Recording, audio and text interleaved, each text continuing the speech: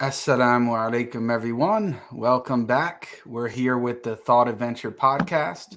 We got a special episode for you guys today. I'm here with my co-host Abdul and our guest, Dr. Alex Malpass. He is a philosopher interested in metaphysics, philosophy of religion. Most of you guys who watch this are probably relatively familiar with his work and his material and interviews online. So today we have him here to discuss a couple different topics, arguments for God, theism, atheism, etc. But before we get started, I just want to say salam to Abdul and hello to Alex. How are you guys doing? Good, thank you. We're doing well. Good. So with that being said, I think we'll just kind of jump right into it. Actually, I do have one question for Alex, if you wouldn't mind answering. What sort of got you initially interested in philosophy and these types of discussions? Well, I think what got me into philosophy. So I think I'm like one of those types of people that likes to think about abstract things. I think I've always been one of those kids at school who asks the difficult question to the teacher, and that type of person. Probably both you guys are similar, I think. And then my parents had a book on the shelf called The Great Philosophers. Right, it's just kind of standard book that had a chapter on a bunch of different philosophers. And then I can remember reading early on. I guess this is probably my first philosophy book that I read. And chapter 1 was about Socrates. And I just really liked Socrates as a character. He was just like such a cool guy. He was like, he just didn't really care about like, I don't know, just simple like social stuff, like looking cool or like people thinking he was cool or something. He was just fully interested in like talking about ideas. And I don't know, that type of character just had this one authenticity or something about him. It was just like the philosopher character kind of just jumped out of the pages at me, and I just identified with that. I think, I only read this years later, but in the symposium, it ends with it's like in a what the ancient Greek equivalent of a bar, and there's like people drinking and stuff, and they're talking about the nature of love, and it ends with everybody basically being asleep. And Socrates is still awake, and he just sort of gets up and dusts himself down and goes outside into the marketplace and just continues asking people questions. He's just still at it. Everyone's passed out. I just really like that character. So I think that's what got me into it in the first place. But I think at the time, I never really thought about philosophy of religion until after I did my PhD and after I left academia, because I was doing technical work in like logic and metaphysics when I was doing my academic studies and writing my thesis and stuff. And it was only after that where I sort of came back, really through things like YouTube and stuff, where I was like, there's this whole second like wind in me or something now, where I'm keen to involve this new area that was new to me, philosophy of religion. It was kind of fun. It wasn't quite so technical and dry as just actual logic can be, and some philosophy of science and that type of thing. It can be really interesting, but it can also be quite sort of stifling in a way. And there's something quite cool about philosophy of religion. It's really broad, and you have to know stuff about like epistemology, philosophy of language, philosophy of mind, metaphysics. Like you have to have like a broad knowledge of every area of philosophy really to do it. And I think that appeals to me. It's just fun. It's more fun than the other type of philosophy I was doing, I think. Well, that's interesting. So obviously, based on your past and what your engagements are like online and the second wind that you talk about, you've had a lot of experience researching, reading, discussing, debating different things, whether it be theism versus atheism, different arguments for God's existence. With that sort of all of that in mind, and your experience in that, do you think that a theist can be rationally justified in their position? I guess so. I mean, I think there's two ways, a number of ways you could sort of hear that question. I mean, one way might be, do I think it's rational to believe it or something? Do I consider myself to be like my own beliefs and the things I take myself to know or whatever, do they point towards that conclusion? Should I believe it based on what I currently take myself to know? I don't think the answer to that is no, right? But I also think that what's rational is kind of like a relation, or is related to the things that you take yourself to believe and know. And it's just if you know X, Y, and Z, then some other thing might be rational to conclude from that, even if X, Y, and Z, some of those are false or something. It's all about like the inferences that you're making from the set of beliefs to the conclusion. So almost anything can be rationally believed on that very loose definition. I mean, a complete crazy person could believe hamburgers eat people and, you know, up is down and stuff like that. And if they do that, then they'll be rational in concluding some also crazy things, right? So somewhere between those two, there's something that's a little bit more reasonable, which is like, are they good, plausible looking things that, you know, not an insane person could believe that would lead them to that conclusion? And I think probably, yeah, you have to be humble enough to say that, right? I disagree with other thinkers or whatever who are theists, but you have to be quite unreasonably bold, it seems to me, to suppose that all of those people are like suffering from some kind of cognitive defect. Like, you know, Newton was a theist, right? Obviously not an idiot. Leibniz was a theist, obviously not an idiot, right? Leibniz must be more rational than me. Clearly, I'd be super arrogant to suppose that he was in some way less rational than I was. So yeah, I think there are just people who are perfectly rational who are theists. Absolutely, yeah. And there's also strong theistic philosophers of religion. You know, people. So, for instance, I'm friends with Josh Rasmussen, obviously a very intelligent bloke, very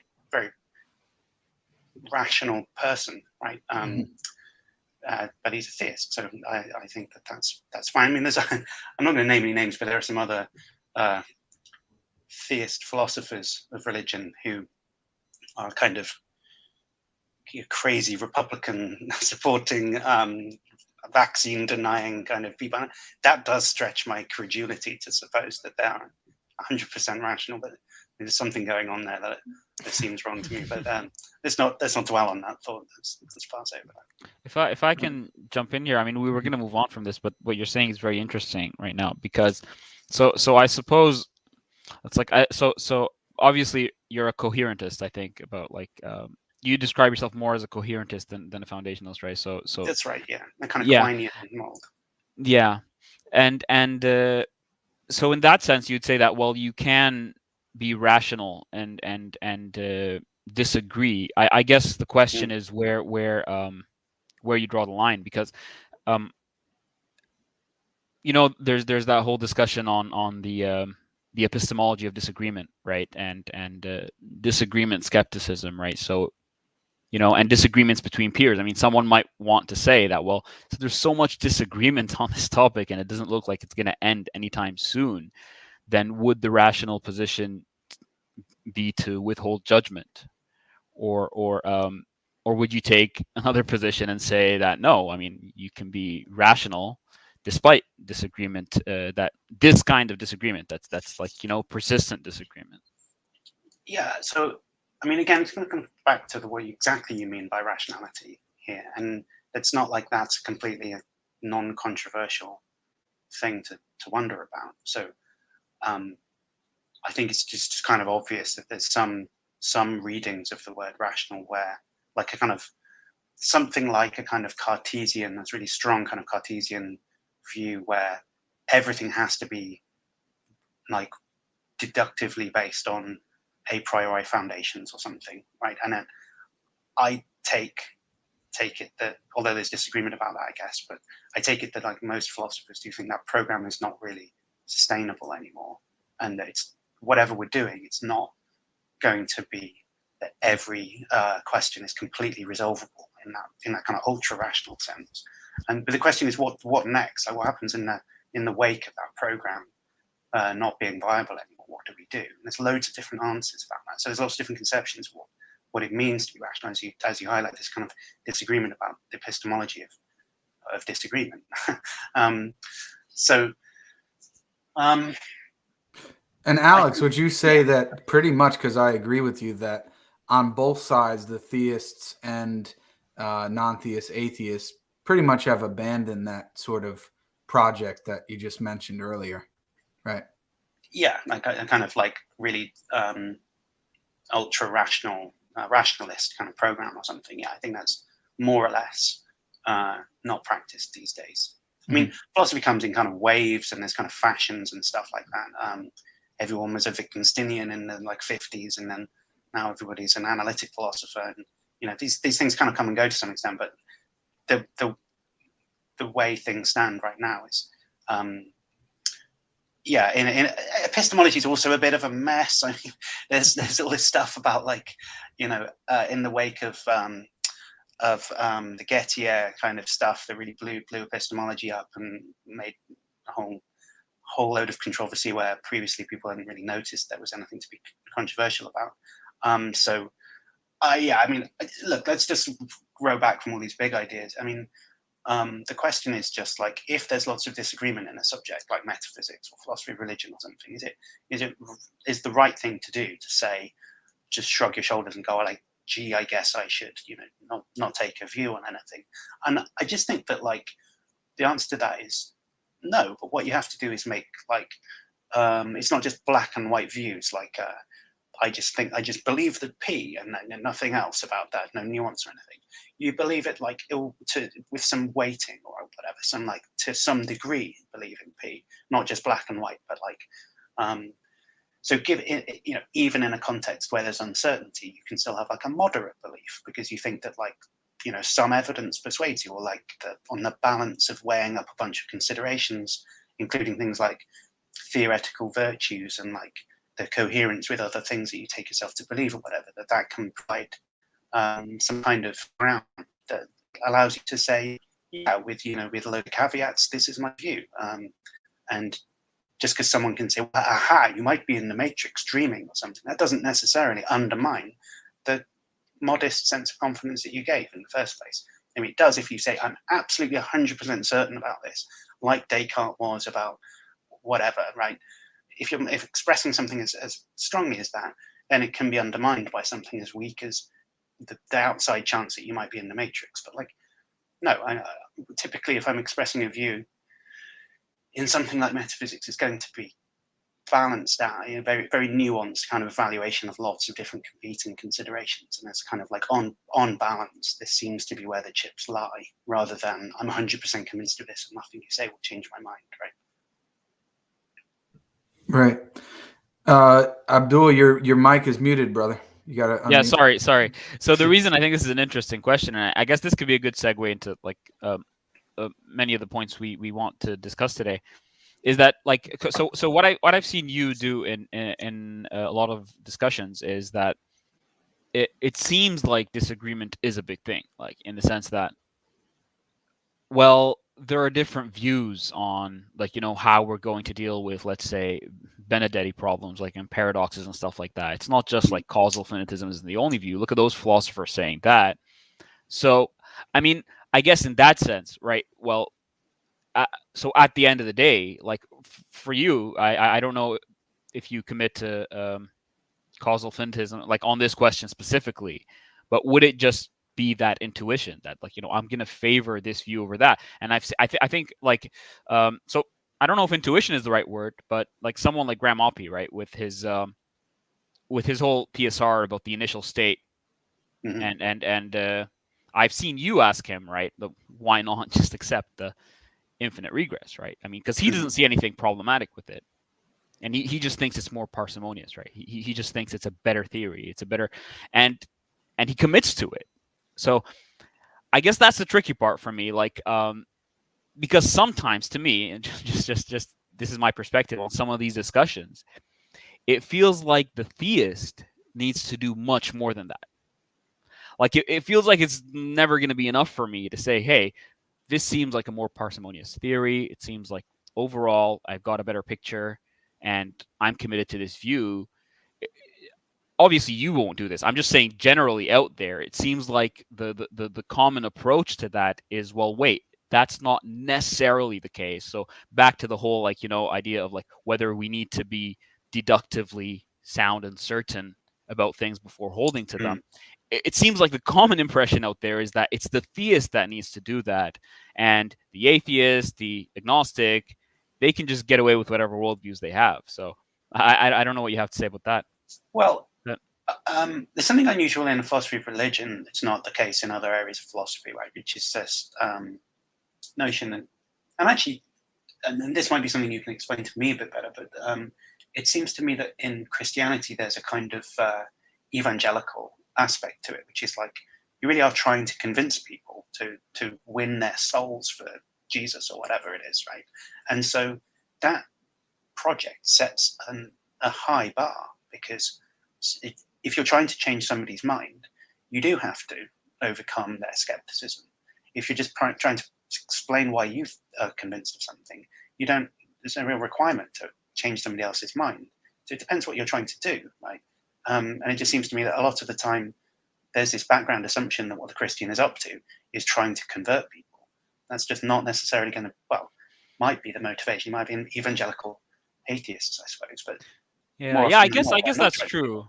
I guess that's true in the sense that, well, like the whole like apologetics project, like, right. So I mean, generally speaking, so I guess you're right. Like on a societal level, it seems like it's the theist who's trying to pull people on his side, right? But then when we come more like towards the intellectual sphere, I mean, it seems like that's just like transferred, with no reservations, in the sense that, well, I mean, I just think this is right, and I'm telling people that I think this is right. That's really what converting people is. I mean, and for the atheist, it would really be that, well, I think this is right, and maybe you're not interested in converting people, but maybe you are, in the sense that, well, maybe religion is harmful. I don't know. Sure, yeah. But maybe your worldview doesn't entail that. It's really important for a person to hold a certain view, and I guess it's quite obvious in the case of theism and non-theism, where there's this, picture of an ultimate judgment and accountability that, well, okay, in that sense, it would be more important. And I guess for the atheist to, I mean, if that were true, then well, the atheist expressing his views and trying to counter the theistic arguments, well, that's going to be a big deal as well, because, well, if my side of the, if my worldview is true, then there's serious implications for like leaving religion. So I guess on both ends there's a significant weight to the claims we're making. But I do get what you're saying, in the sense that, well, what it does seem like it's the religious people running out there trying to convert people, even though these days there does seem to be a bit of a balance with, like, what they call new atheism, militant atheism. I mean, it's dying out a bit. But there does seem to be a balance, and I guess it depends on what, like, what region or country or point of history you're talking about. Because, like, if we talk about China, I think somebody's a place like China, maybe it would be like reverse in favor of like non-theism, that theism is looked down upon, and the favored view is non-theism or atheism, and the reverse would be true. So I don't know. I mean, I get the sentiment, but I guess more in the realm of philosophy of religion, it seems like there's still I do still get that vibe, right, in these discussions, that so here's my worldview, here's my like theory of reality, then we could just end it right there, shake hands and go home. but no, you have to prove something to me, because you're trying to convert me. But I don't think in these discussions it's really about trying to convert each other. Yeah. So the burden of proof is not something that's fixed. I mean, it can exchange sides in a conversation. I mean, I could start off with you making a claim, and then a few minutes later I'm making a claim. Now, the burden of proof isn't on me, right? It's not really got anything to do with who I am, what I believe. It's all to do with like what is going on in the dialectic at that point. So an atheist can have the burden of proof, a theist can have the burden of proof. There's really nothing about theism and atheism dictates who has the burden of proof as such. So if for instance, I might put forward an argument from evil or something,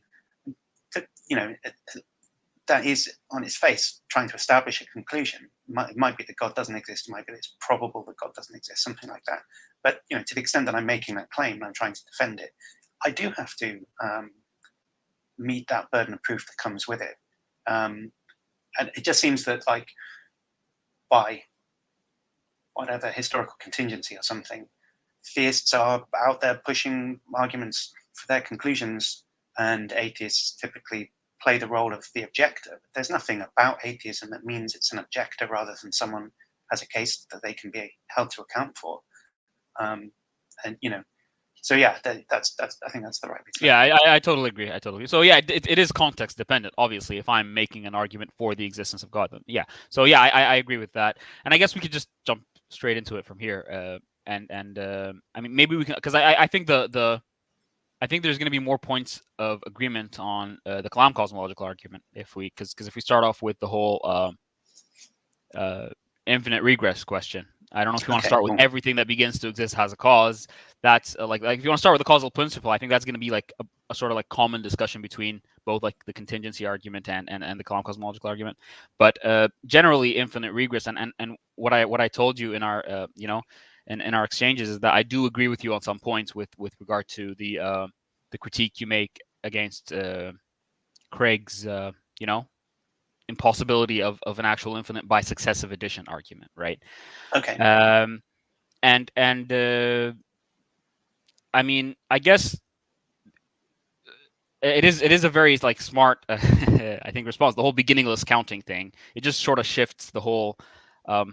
It's almost like you can't get around it in the same like strictly logical sense that you do with when you begin counting, right? Mm-hmm. And it to me it seems like so obviously I do believe that the past is not infinite. Right, but I guess the point is that the structure of the argument, the way the argument is put forward, maybe. I mean, I'm not. I don't know if there are probably good responses out there that I haven't read, but the structure of the argument that that the successive addition argument, I don't think it shows that impossibility as far as I understand it, given that critique, because it is a bit misleading to begin counting when you're talking about a beginningless past. So I guess that's the point of that would be the point of agreement there. I think the only objection that I find like worth considering is the whole I don't know what it's called. I looked at it like quite a while ago, but where like it's just arbitrary where you are going to end counting. What was that objection again? I don't remember who raised it, but it's just something like it violates the PSR, something like that. Like there's I see. Yeah, right. There's no real reason why you're going to end counting. Let's say if you're counting down, there's no real reason why you're going to reach 10, 9, 8, 7, 6 now rather than any time in the infinite past. So yeah, I guess that's the only one that like I mean there's something there in the sense that it is weird, right? Mm-hmm. Oh yeah, definitely it's weird. Yeah. And I don't know. So, but that alone, I think, all in all, it's a good counter argument. But do you want me to say a little bit about that then? Yeah, if you can. So, the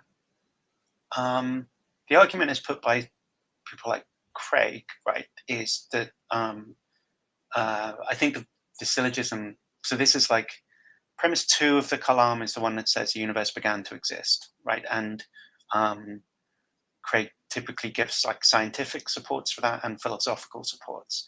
And if we just ignore the scientific ones and think about the philosophical ones, then generally here's 2 of those. And one is the Hilbert's Hotel argument, and the other one is the successive addition argument, right? So we've classified it down to exactly what we're talking about. And then this successive addition argument says something like a collection formed by successive addition cannot be actually infinite. And then he's saying the temporal regress of events, like all of the events in the past, is formed by successive addition, like one thing happening after another. Therefore, it cannot be actually infinite. It's just a modus ponens. effectively. It's a very simple little argument. So the question is just, can it, I mean, you might question premise 2 in that is the series of past events formed by successive additions? Just park that for the time being. Think about premise 1. Is it true that no series of events or no series formed by successive addition can be actually infinite? Is that true? No, it seems to me there's reasons to doubt that. I mean, the paper that I published last year about this, I was arguing that, if you can form a little argument which is like, it's possible that somebody starts counting now and just doesn't ever stop counting in the broadest sense of being possible, right? It's, just assume that they don't die or go mad or anything like that, just sort of logically possible at least, right? That somebody starts counting and just doesn't stop. You want to think about an angel counting or something like that, then fair enough. But as long as that's possible, then, for each number, they're going to count that number. Like 1 million, are they going to count that? Yes, they are, obviously, right? So for every number, it's true at some point that they're going to count that number. So there's no stopping point. And it would be weird to think that there was a stopping point.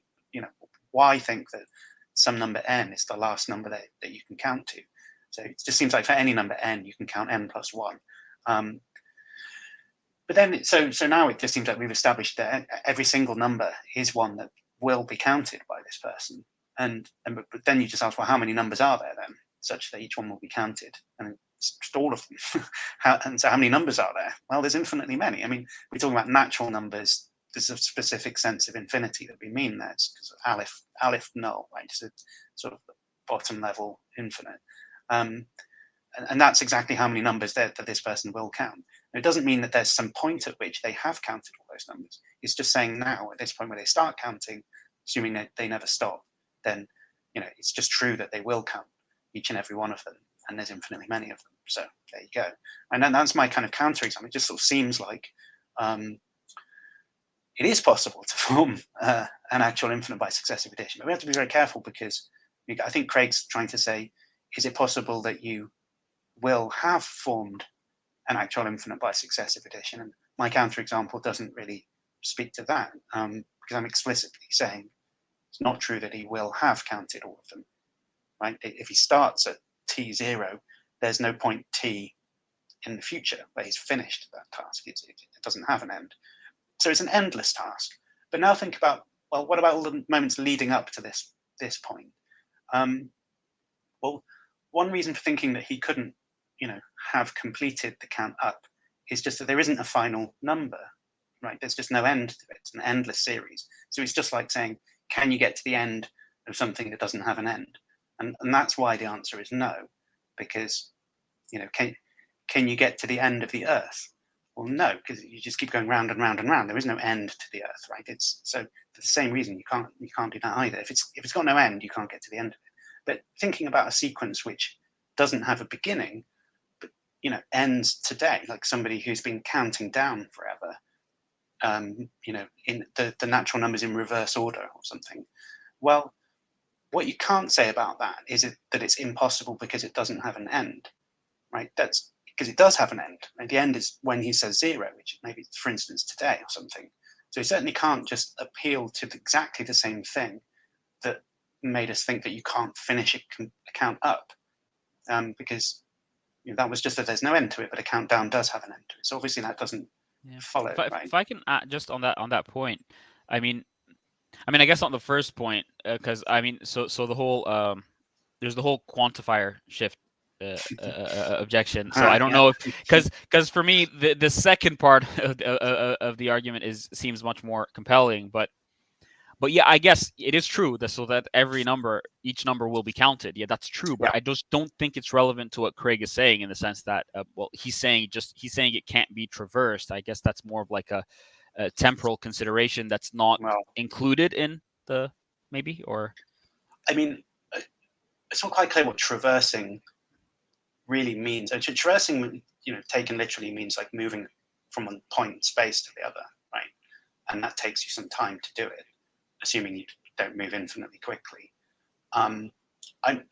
other than as an analogy or kind of like a metaphor or something, I'm not really sure what it means to traverse time. Assuming presentism, right? So assuming Craig's presentism, and like one more moment succeeds another.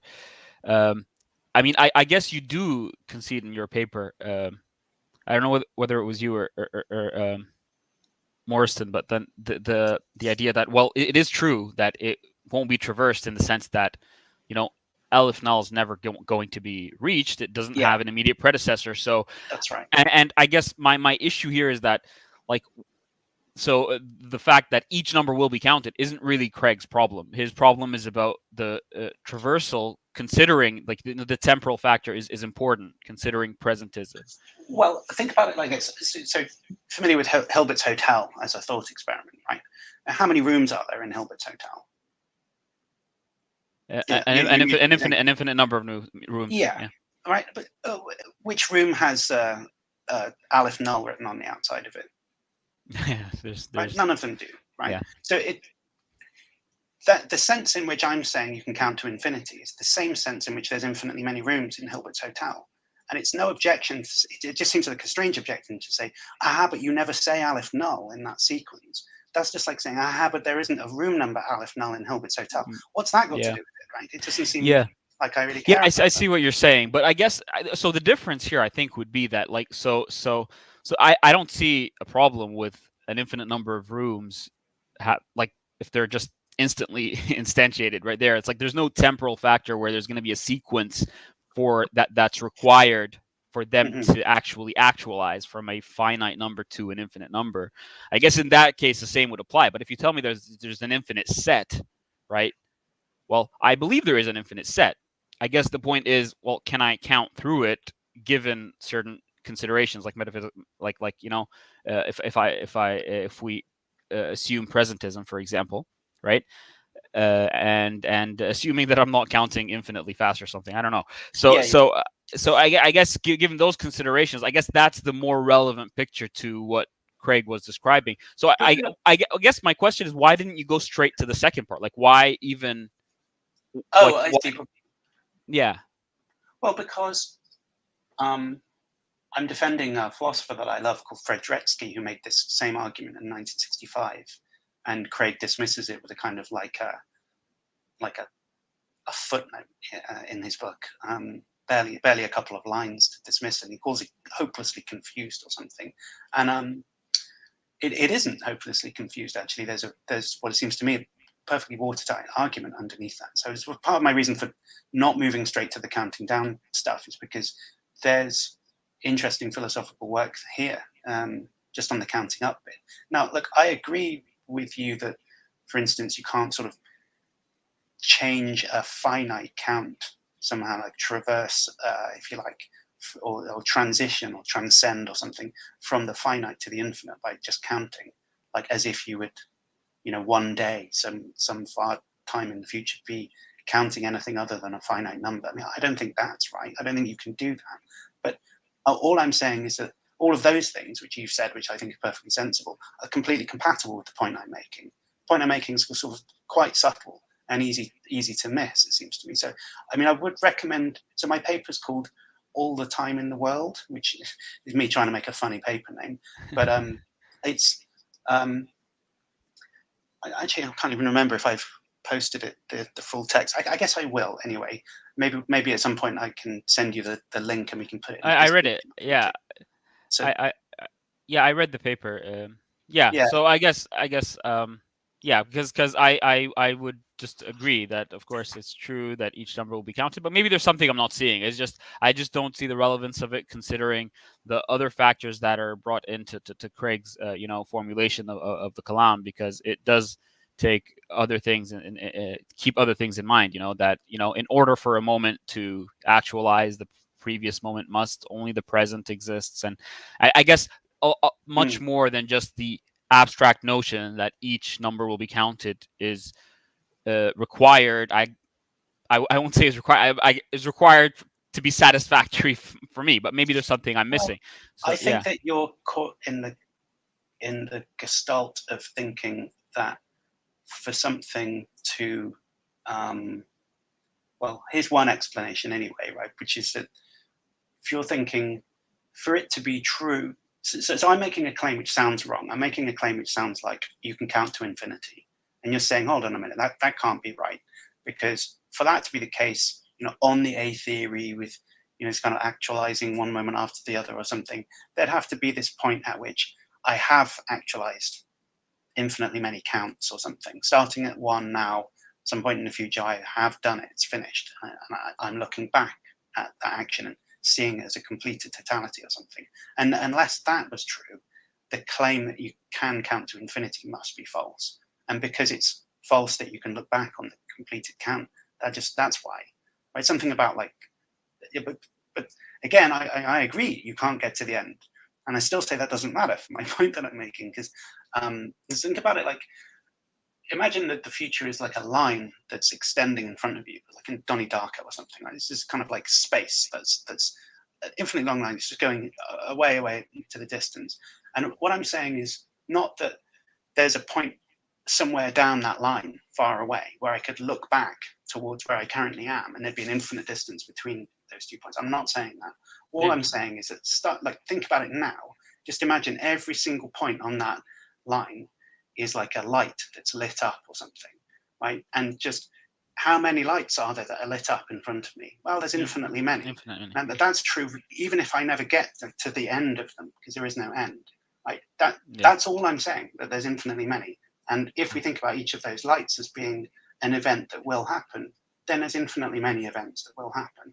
And if we assign each one a natural number, and then there's infinitely many natural numbers that I'll count. That's all I'm saying. Yeah. And the point of agreement is that they will never have all been counted, in the sense that there isn't a time in the future where so that's fine. And I guess Jake, if you want to come in and say something about this before. I have a question about this always counting thing. Okay. So maybe you can try to explain to me how you understand the difference between always counting and never beginning. Because to me, it's very difficult for me to imagine when you say, well, the person was always counting, but he never began. Okay, so we're talking about an infinite countdown throughout the past. Well, I'm saying starting from the beginning, but there is no start, right? So he's always counting. But there's two things to keep distinct, right? There's one where I start counting today, and I go like 1, 2, 3, 4, blah blah blah. There's no end to that sequence, but there is a beginning.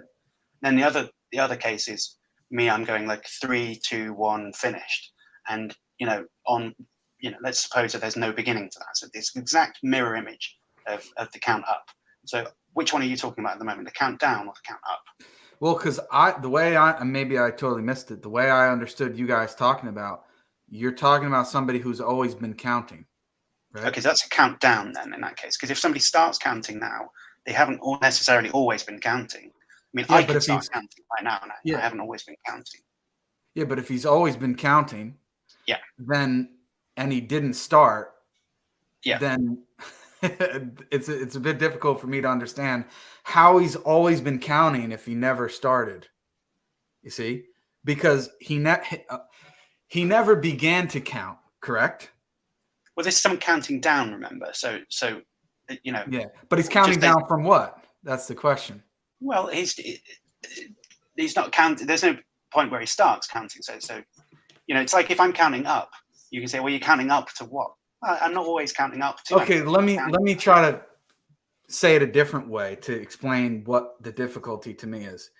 He never began counting, so he's always been counting, and he's counting down, but he's not counting down from a particular number. So how is he ever at any particular number? Okay, I guess is the question. And here, I guess you're not going to like the explanation, right? But it's going to be something like, it depends what sort of thing you're asking for. But I mean, yeah, I'm just trying to. I don't know if what I'm saying makes sense, but well, I think so I think there's something natural about this that you're trying to express. It seems to me. Let me see if this is right. If this catches your worry, right? Which is that like you can imagine someone who's counting down all the natural numbers in reverse order. And he's just by pure luck, it seems like we stumble across him as he's going 3, 2, 1, phew, finished. What an infinite task off my back. Now I can get on with my life and do something else. Right? And you say, what have you been up to? And he says, well, I've just spent an infinite amount of time counting backwards through the natural numbers.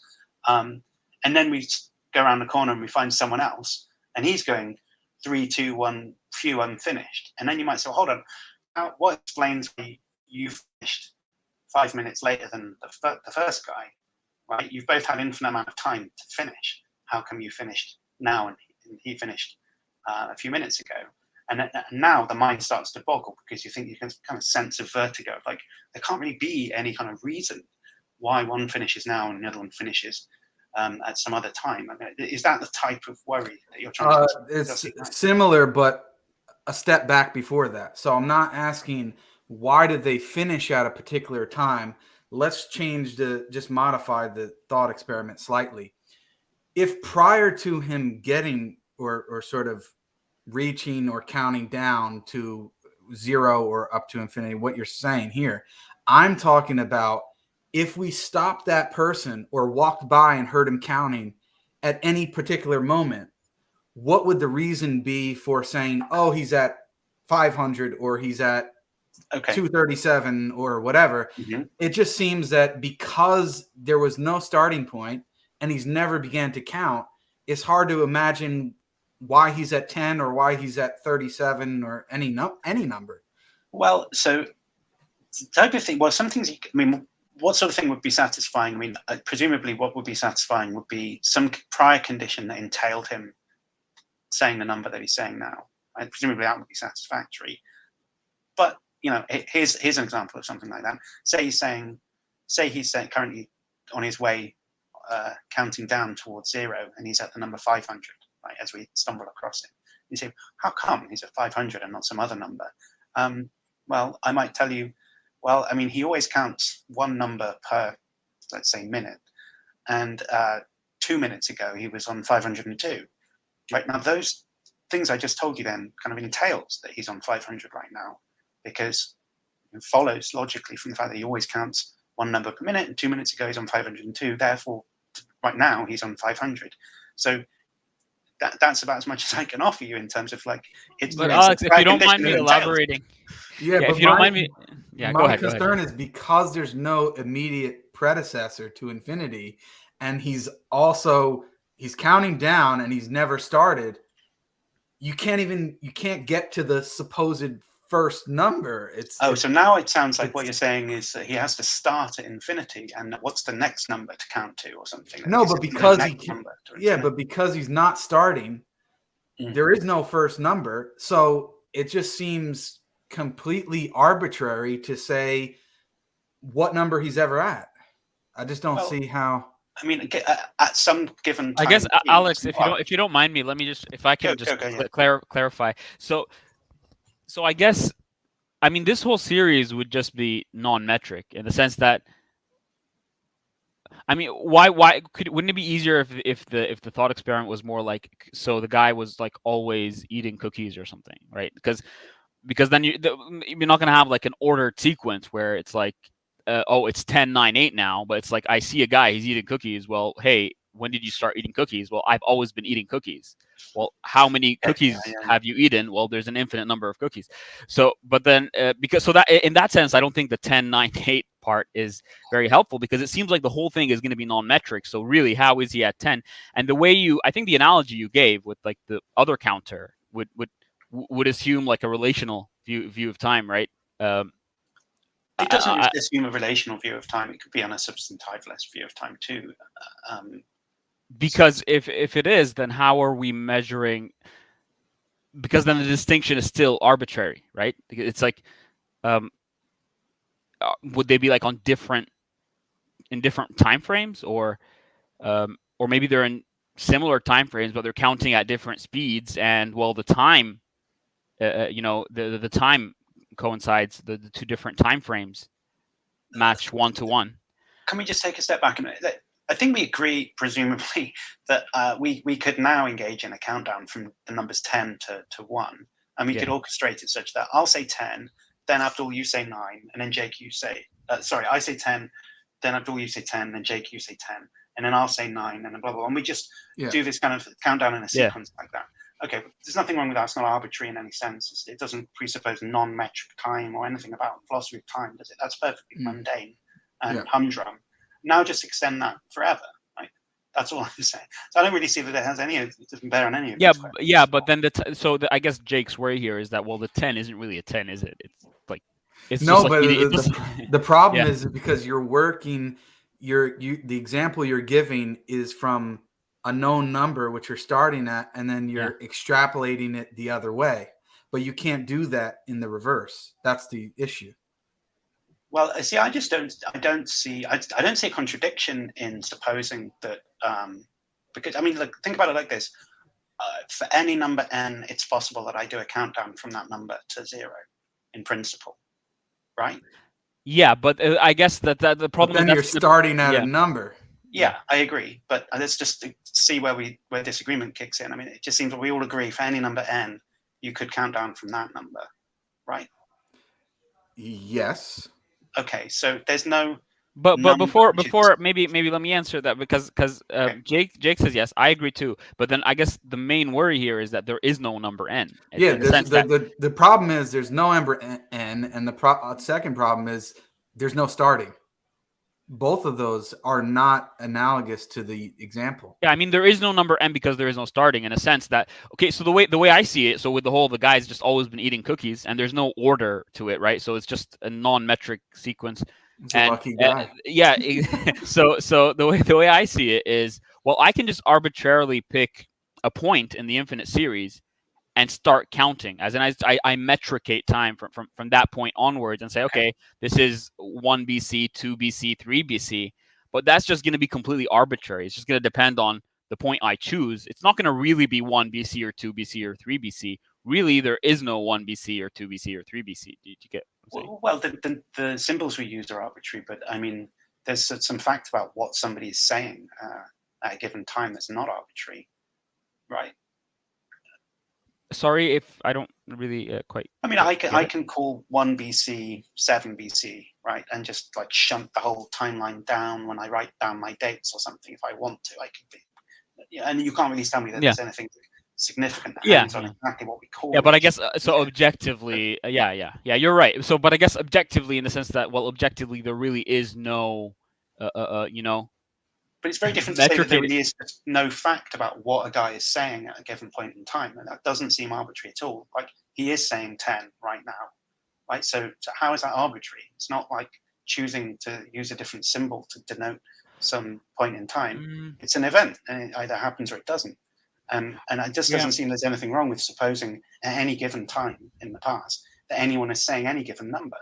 And right.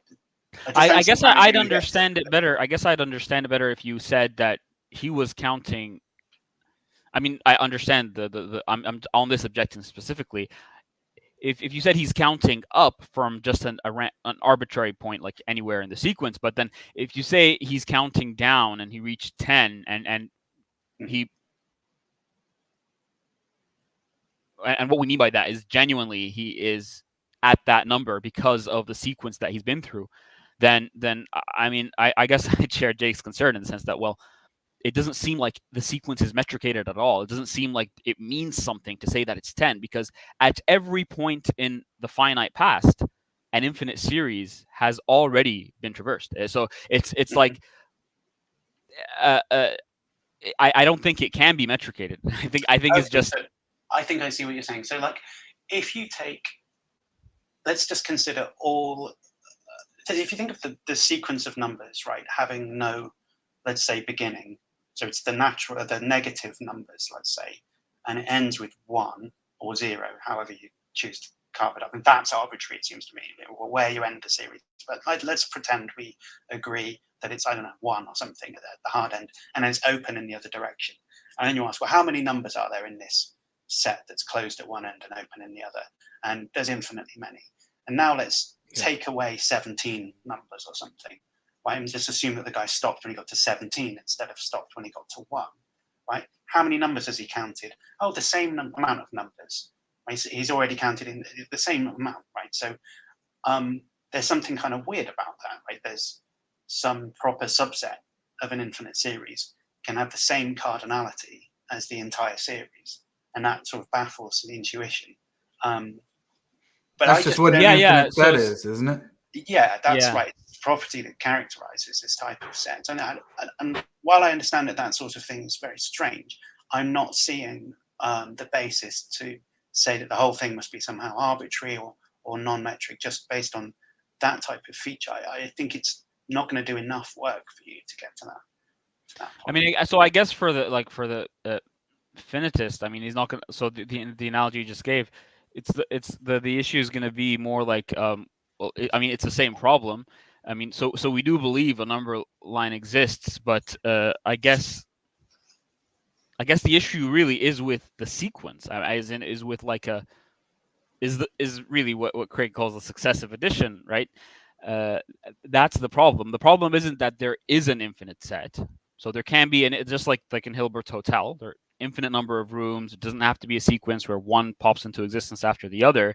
So there is an infinite set, whatever that means. It's limitless, and that's okay. I guess the arbitrariness isn't in the fact that an infinite set exists. It's more in the fact that there is a sequence that has any kind of meaningful metric to it, where there is no beginning. So I don't know if I expressed that well, but so if there is no beginning, it just seems like that's the point that's arbitrary, not the fact of infinity itself, just really the state, the temporal state a person is in if he's been beginninglessly doing something. I guess that's let me just say one thing, guys. Just in the interest of time, I think Alex, we'll give you the last word on that, and then we might want to move on to causal finitism, because I know that I think you have a slightly different take on that, and so maybe you can say your last piece on that, and then comment on your thoughts on causal finitism. Okay. So, well, I think it was I guess I'm still not really seeing what the worry is. So there's this idea that it wouldn't be like metric or something. It seems to me what it means to be metric is just that it can be partitioned in a way that makes it coincide with the number series. That's basically all that it means, right? So you can imagine imposing a grid on it or something that's numerical.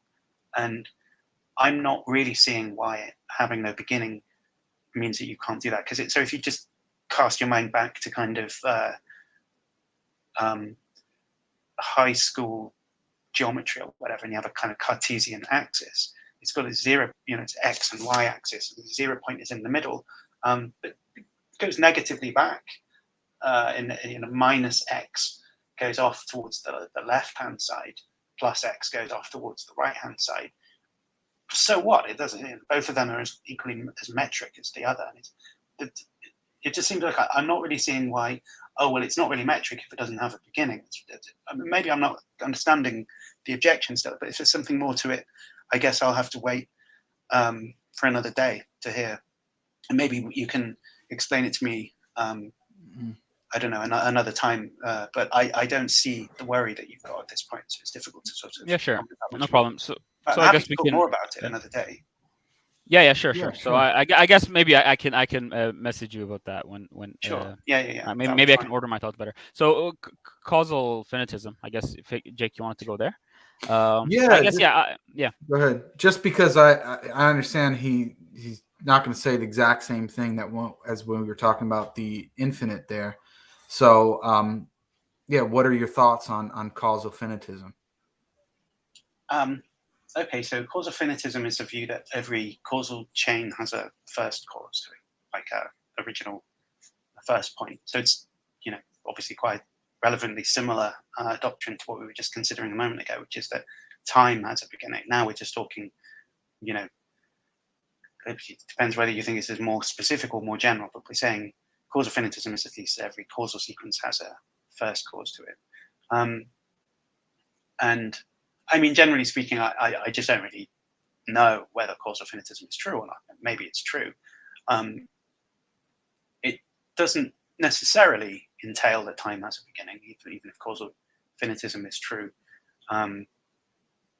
Various different counterexamples to this, but I mean, you can imagine overlapping but independent causal sequences, right? Like, let's say we're both flipping coins or something, but you only start when I flipped 5 coins.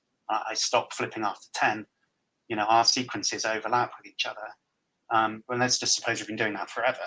Well, causal finitism is still true, even though there's no beginning to that whole story, just because each sequence has a beginning to it.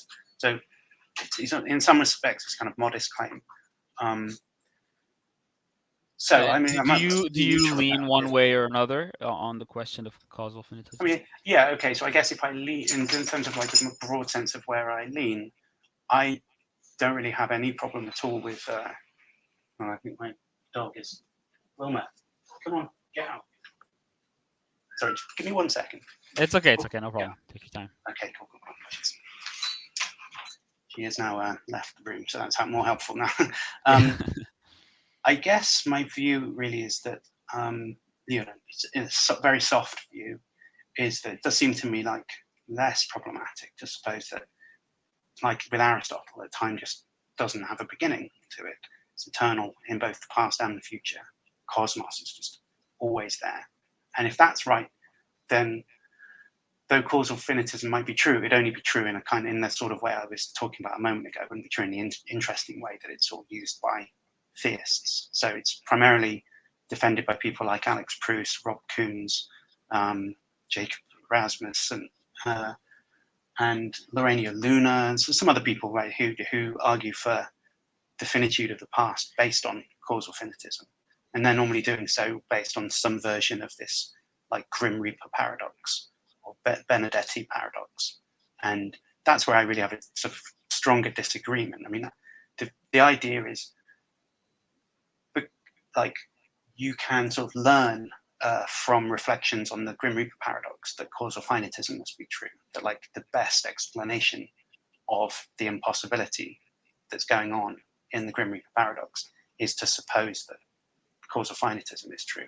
And that just seems wrong to me. I think that there's a better candidate explanation of what's going on in those Grim Reaper paradoxes that doesn't involve the supposition causal finitism is true. But that's not to say that causal finitism isn't true. It might be true, but it's just a kind of like, what's like the best way of evaluating the situation? You have to kind of do this. You have to make your own mind up, right? Balancing out what the considerations are. And it seems to me that there are various arguments you can make about like so there's this kind of general alchemist idea about you want to, you know, trade off the explanatory like power of a hypothesis against its ontological commitments, right? So if you're going to posit that something exists, like universals or something like this, then that's an acceptable addition to your ontology if it does enough work for you, theoretically speaking, to sort of earn its keep. This kind of very widespread idea in metaphysics. And I think that on that kind of evaluation, that the causal finitist idea is quite a strong metaphysical assumption. And while it does kill off the kind of weird things that are going on in these paradoxes, you can kill them off without making that ontological assumption. And that means that, like, to do so is just to pay an ontological cost to get an explanatory payout that you can just get without making the ontological cost. And as such, so Occam's razor would lean towards you taking the ontologically lighter solution, everything else being equal. And I think that everything else basically is equal, frankly. Which is the unsatisfiable pair. That's right. Yeah. So again, about costs, right? So for the unsatisfiable pair, so you wouldn't like reject the patchwork principle, right? Where I mean, because that's, I think, and maybe if you want to explain very briefly what that is for the audience, and how that relates to this specific question. I'm happy to explain absolutely any of this, because it's not none of this is easy or obvious. But would you like me to explain the unsatisfiable pair diagnosis or the patchwork principle? Yeah. So what I'm saying is, like, basically the patchwork principle consideration or objection, the objection that comes from there to your solution. But I'm saying maybe you could start off by, I mean, I guess it's going to come in the middle of the explanation, and the people will understand what the principle is. So, yeah. Yeah. So the patchwork principle is kind of very familiar sort of idea that could occur to anybody really, and probably has occurred throughout the history of philosophy to different people in different ways. But it's often associated with someone like David Hume, or the kind of other favorite David of the atheist community, David Lewis, as this idea that like anything can exist with anything else. That's basically the kind of most simple way of saying it, right? Like, if you think it's possible that there could be like a frog, and you think it's possible that there could be a cat, then it would be an unacceptable kind of thing to think that there couldn't be both a frog and a cat, right? Now, obviously, there are exceptions to this type of thing, but it seems like it's not that difficult to just straighten those out. Like, things that don't literally overlap in space and time, right? That a frog over here and a cat over there, right? They don't interfere with each other, they don't have any effect on each other. If one's possible and the other one's possible, then presumably both of them together is also possible. And there's something quite intuitive about that idea, right? It just sort of seems right. And Lewis describes this when he's talking about like the plenitude of possible worlds, because David Lewis is a kind of possible worlds metaphysician from the second half of the 20th century, one of the most influential analytic philosophers.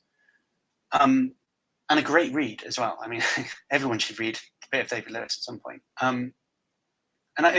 So that kind of sounds plausible, because it sort of seems like to deny it, you have to postulate that there are some kind of weird holes or lacunae in modal space where you just can't have these things combined together for some reason.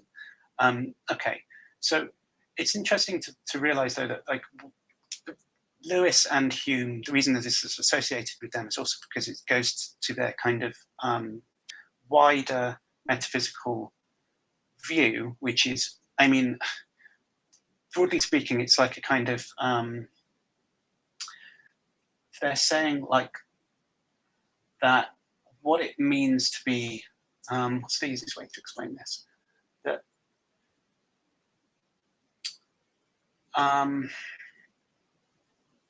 so it's been a while since I tried to explain this to anyone. So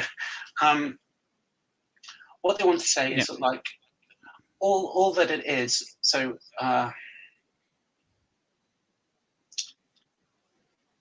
basically the way to put it is that the simplest way to put this is just that they're advocating this idea that basically to conceive of something is effectively all that it means for it to be metaphysically possible.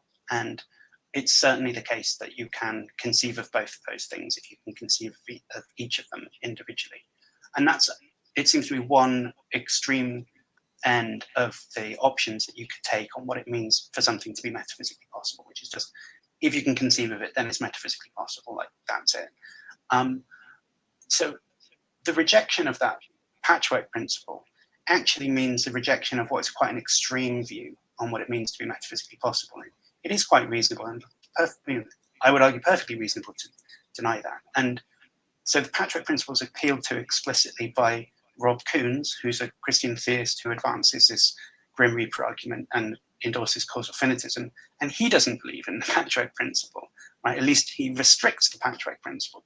Similar with Alex Proust too. He's not one of these Lewisians about modality. He has a book on metaphysical modality, and the largest section in there is him critiquing David Lewis. Right? So he's not a patchwork principle guy either. The question is, should I be a patchwork principle guy?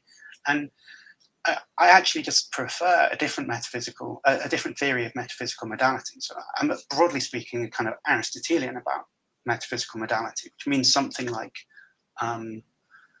that claims about possibility, like things being possible, are grounded in the powers of things that exist. So like, is it possible for me to, I don't know, speak French to someone tomorrow? I mean, it kind of is, but only because like I've got the ability to learn at least a sentence of French by tomorrow, right? And that capacity that I've got is what grounds that as being true. So any story about what's possible, like just is P possible or something, it's kind of really abstract sense, has to ground out in statements, claims about like the powers that things that actually exist have. So it's more of a like Aristotelian view. Yeah, sorry. So it's like you restrict it to like a nomological. You wouldn't. So it's more of like a nomological modality. That's the one you're concerned with, like in the metaphysical discussion, right? Apart from the logical one, and Sure. Okay. and in that sense, so yeah. So like Kuhn's with the patchwork principle. I don't think he rejects it. He does restrict it, right? I mean, I guess. And you'd be more familiar with this than I am, but I think he restricts it in the sense that, well, he says he restricts it in a way that, the restrictions can't be just arbitrary. I guess I guess that's the way he put it. That there must be a principled way to rule out some of these scenarios. That's right. Yeah, it has to be a principled way of doing it. And I mean, there's not been any doubt about it. One of the ways he restricts it is by saying the causal finitism is true, because that is a restriction on the patchwork principle. I mean, not everything can exist with everything else, because, I can think of a cause, I can think of another cause, I can think of another cause, but I can't just do that infinitely many times, because otherwise I've got causal finitism is false. So if causal finitism is true, then there are things that I can conceive of that, the patchwork principle should say that are possible, but they're not possible, right? Because causal finitism is true. So he restricts it at least in that respect. But he's also saying, you can't just say, oh, I don't like this argument, so I'm going to restrict the patchwork principle, for no other reason than that. That would be completely ad hoc. But being an Aristotelian about it isn't to introduce an ad hoc restriction, because I'm independently forming a theory of metaphysical modality, which actually isn't very far away from his real views when you look in detail to it. I mean, all these guys are quite sympathetic to. It's kind of the vogue view on metaphysical modality these days. Yeah. So I mean, I guess this is where, like, because I mentioned to you, right, that the whole the idea of you being very skeptical about metaphysical modality, right, and I think that is something that's common amongst philosophers, in the sense that, well, it isn't as well defined as the other like modal classes, right? Yeah. But so maybe this can clear up the confusion for me, right? So I think by metaphysical modality, what your Aristotelian view would more or less be about, like, nomological considerations, right? And that would be it: the powers of things, the laws of nature, stuff like that, right? And in that sense, I'd wonder why, like, the whole Grim Reaper scenario wouldn't be a concern, because it does seem like, well, it is possible. And this is where we might be equivocating on the word possible, but it does seem like it is possible for, the Grim Reaper, a Grim Reaper to exist and, do whatever he needs to do in the proposed paradox. And you do seem to have a framework for that in an infinite past. I'm guessing, so why it isn't possible, I think, would be okay, so here's one way of explaining this. Hopefully it's somewhat clear. But a consequence of the Aristotelian view, I mean, you're grounding the kind of modal claims in the powers or dispositions of things that exist, is that at a given point in time, like say today, every thing that's possible is a continuation of what's actually true right now. So it's like, you can think of it as branches. Like the future is like a load of branches that come away, and the present is like the topmost part of the trunk of the tree underneath it before it starts branching, right? So everything that's possible overlaps with what's actual now.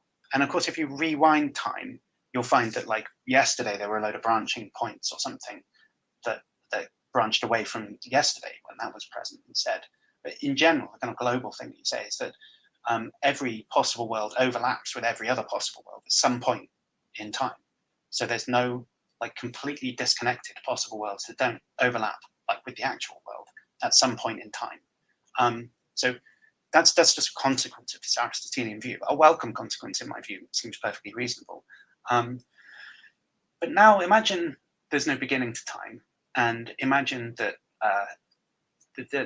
in the actual world there aren't any Grim Reapers at all, right? Because I mean, the thing about the Grim Reaper scenario is there's a contradiction involved in it. So obviously that's not the case, assuming contradictions are impossible. In the actual world, even if it's beginningless, it doesn't have a contradictory state of affairs to it. The claim is just, if the past were beginningless, then the Grim Reaper scenario where it is contradictory would be possible. And that's the claim. And then you say, well, Grim Reaper scenario is impossible, so therefore anything that entails that it's possible must itself be impossible. And that's basically the argument. It's telling you time has a beginning. But here's my sort of response. So imagine in the actual world there's no beginning, and I don't know, every day in the past is just filled with somebody eating cookies or something instead of Grim Reapers waiting to kill Fred or whatever. Now ask yourself, is the scenario where every day in the past there'd been Grim Reapers instead of somebody just eating cookies, is that possible in the Aristotelian sense that I was talking about a moment ago? And the answer is, well, no, because on the Aristotelian view that I was describing, every possible world overlaps with the actual world at some point in time, right? But if we're trying to imagine the entire past having been different, that's like saying a possible world that doesn't overlap any point in time with the actual world. It's like entirely distinct from the actual world. And it just sort of falls out of my theory then, that assuming that the actual world isn't in fact full of Grim Reapers, that it's also not possible, not metaphysically possible. It's conceivable, it's kind of, well, yeah, it's conceivable in a very broad sense, but it's not metaphysically possible.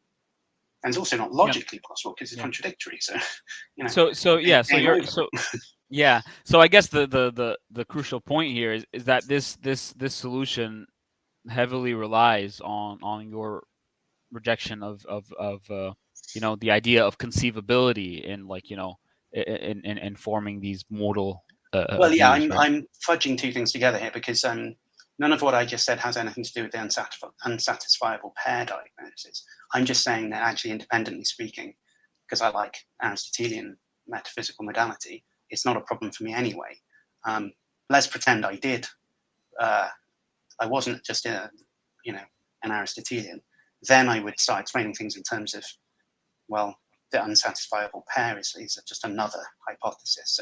So I didn't want to confuse those two things together. They're just two different ways. Yeah. So I guess if conceivability was significant for you, or if it is significant for someone, then then it's really about which solution is better, in the sense that, well, I mean, I guess for me, I just don't see why it wouldn't be possible in a broad sense.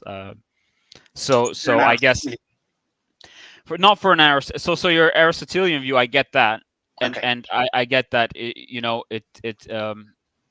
and I think this might be related again to when we get into the discussion about more like the contingency argument and PSRs, because I guess the Aristotelian view is going to have a say in that in terms of beginnings, I guess, or in terms of like explanations. But I mean, okay, we can get there later. But then the Aristotelian consideration aside, I think if we take seriously the idea of conceivability, then for me, I think the Finitists solution is better because, well, first of all, it just solves it once and for all. And the idea of commitment, well, I think there will be a commitment on both sides, but it's difficult to say for me. Like, so I think the what's less committing on the other side of the unsatisfiable pair is that it's just like an agnostic stance, in the sense that, well, it doesn't have to be the infinite. It could be that this this pair it just causes this problem, and this just couldn't happen. But I think that that's also a commitment, because I don't think it's as straightforward for me as saying, it's a square circle. So there's not much of a commitment there in saying, you can't instantiate a square circle in the world. I think the Benedetti paradoxes are just, I think they're saying a lot more than just a mere square circle being in reality. It's just not as straightforward as me just rejecting a contradiction, I guess. Okay, so the thing that kind of decisively convinced me that it is basically just the same as, or even more stark contradiction than a square circle, was a paper by this philosopher called Nicholas Shackle, who lays out the unsatisfiable pair diagnosis. It's where the term comes from, actually. It's a paper by him in 2005, and it's called I think it's called The Logical Form of the Benedetti Paradox. And what you have to think about is that obviously there are expressions of the paradox that involve things like causation and time and blah, blah, blah. And it's easy to think that what's going on there is something about causation and time, like that's intrinsically related to the paradox. But now consider Yablow's paradox, right? So Stephen Yablow has this paper in 1991. I can't remember exactly what it's called off the top of my head, but what he's interested in is the liar paradox, but trying to express it in a form that doesn't involve circularity. So he's, as far as I know, doesn't know about the Benedetti paradox when he writes this paper. It's nothing to do with it. He's just trying to investigate the liar paradox, just as a logician, just doing some work in philosophy, right? And he's thinking, well, maybe I can express the liar paradox. It doesn't involve circularity, because there's a whole bunch of the literature which is blaming circularity, and maybe I can just sort of get around that and progress the dialectic in this way. So he cooks up a version of this paradox, and I think the easiest way to say it is you just imagine a sequence of numbers, right? The natural numbers, and just suppose so that starts at 1 and it's open in the other direction, right? It's just infinitely many of them, no highest natural number, and you just suppose that. Or a sequence of propositions, which each one has a natural number assigned to it, right? So P1, P2, P3, whatever. And then you say each proposition is such that it's true if and only if none of the higher numbered propositions are true, right? And now you've got a paradox in place, because it's effectively just the Grim Reaper paradox, because, so, I mean, do I have to go through the... No, it's fine. I get. You can see, right? So it's be the same. But now, obviously, there's nothing to do with causation. You know, something being true if and only if none of the other things are true. That's not causation, and it's nothing to do with time. It's just completely independent from that. And what Shackle's point was really is that you can abstract even further out from that to just this pair, where it's a schematic pair. We just suppose there's some structure that's open in one direction and closed in the other. That could be a set of elements, or it could be Grim Reapers lined up in a line, or anything. It doesn't matter. Mm-hmm. Something instantiates this kind of structure. That's part one. And then the second part is just, then you suppose that there's some property which holds on each element in the structure, if and only if it doesn't hold on any of the ones, further towards the open-ended part of that structure. Right? And then all he's saying is, nothing instantiates both of those, because there's a logical contradiction that you can derive without ever having to interpret it as something causal or anything concrete or anything like that. So the contradiction is entirely formal, and that just means that it's a logical contradiction. It doesn't need to be interpreted as anything specifically realistic. And then that already makes it seem suspicious that you have to, solve this by positing something metaphysical, right? Because it's, I don't have to wave away, like, why is it that you can't have a square circle? It's just because you've contradicted yourself by saying square and circle. It's not because the universe is such that, whatever. It would be, you couldn't have a square circle, whatever existed, or whatever doesn't exist, independent of what exists. So, I mean, obviously it's a contradiction. I guess maybe you misunderstood me, because yes, of course it is a contradiction. I guess what I was saying was that, so in the case of the Grim Reaper paradox, what I would expect, and like maybe Kuhn's version of it, the temporal one, what I or the infinite past one, what I would expect is for that to be possible. And so I guess obviously my expectations don't matter, but the point is that given I do have the framework, is just hard for me to say that that's just, it's just not possible. There doesn't seem to be anything straightforwardly clear about why you can't place an agent at every moment of time in the past. Okay, so now what we're doing is you're saying, I can imagine a possible world with a Grim Reaper in it, like on his own. And I can imagine another possible world with a Grim Reaper in it on his own too.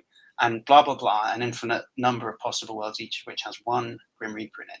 And then you just think, well, I'll appeal to some like patchwork principle, and I'll just cut and paste each of those and paste them into a world together. And that should be possible. If each of them is independently possible, then their conjunction together is possible. The patchwork principle tells me that that's the case. And I'm pushing back saying, well, hold on a sec. If they are all together and they all instantiated that structure and the property that I was talking about a moment ago, then we've contradicted ourselves. So something must have gone wrong. And what you're saying is, what's gone wrong is we imagined that there could be an endless or beginningless sequence, right? A causal chain with no first cause in it. But all I'm saying, well, you don't need to say anything like that, because it's just a logical contradiction. Now, I think you're saying, well, but I can imagine them. Like, how have I gone wrong here? Where did I go wrong in my chain of reasoning? Well, precisely the point that goes wrong is you applied the patchwork principle. And the patchwork principle is an okay guide to what's possible, but this shows you that it's not a reliable guide. I mean, you're assuming that you can apply the patchwork principle in this case, but it's not an ad hoc restriction on the patchwork principle to say you can't combine two things together, or say infinitely many things together, when the outcome of that is a contradiction. Right? Yeah, I agree. I mean, it needs to be restricted. So I agree, it's not. Yeah. And I get what you're saying, but what I'm saying is that it's more like analogous to me that, like, so if I have a basket and it's like finitely large, right? You could just take, like, so let's say you could take 100 balls, like you could throw 100 balls in it. That's just normal. Obviously, nothing surprising there. And I have an infinitely large basket, and you tell me, and with let's say infinitely many spaces, enough for an infinite number of balls, and then you tell me I can't put an infinite number of balls in there. I guess that's where I know there's the other part of the paradox, but I guess that's where it's just for me, it's just, it seems like a lot of problems come in when we bring infinities into the picture. Okay. And you might just want to say that, of course, like, well, hey, that's the nature of infinity, and you say that about Hilbert's Hotel, like, yeah, okay, there's something spooky about it, but I mean, it's not supposed to satisfy your intuitions. But I guess I would just say that I don't see why my intuition about what should be expected in a certain scenario should legitimately play a role in my determining which solution I take. Fallibilistically, of course, right? So it is defeasible, but in the sense that, so I guess that's basically what I'm trying to say. So you come to the situation thinking, well, having an expectation, right, that it would be possible, and you're finding that it's, at least I'm suggesting that intuition is being thwarted when you actually look at the details of it, because you discover that there's a contradiction involved. So something must have gone wrong there. So your intuition is definitely gone wrong.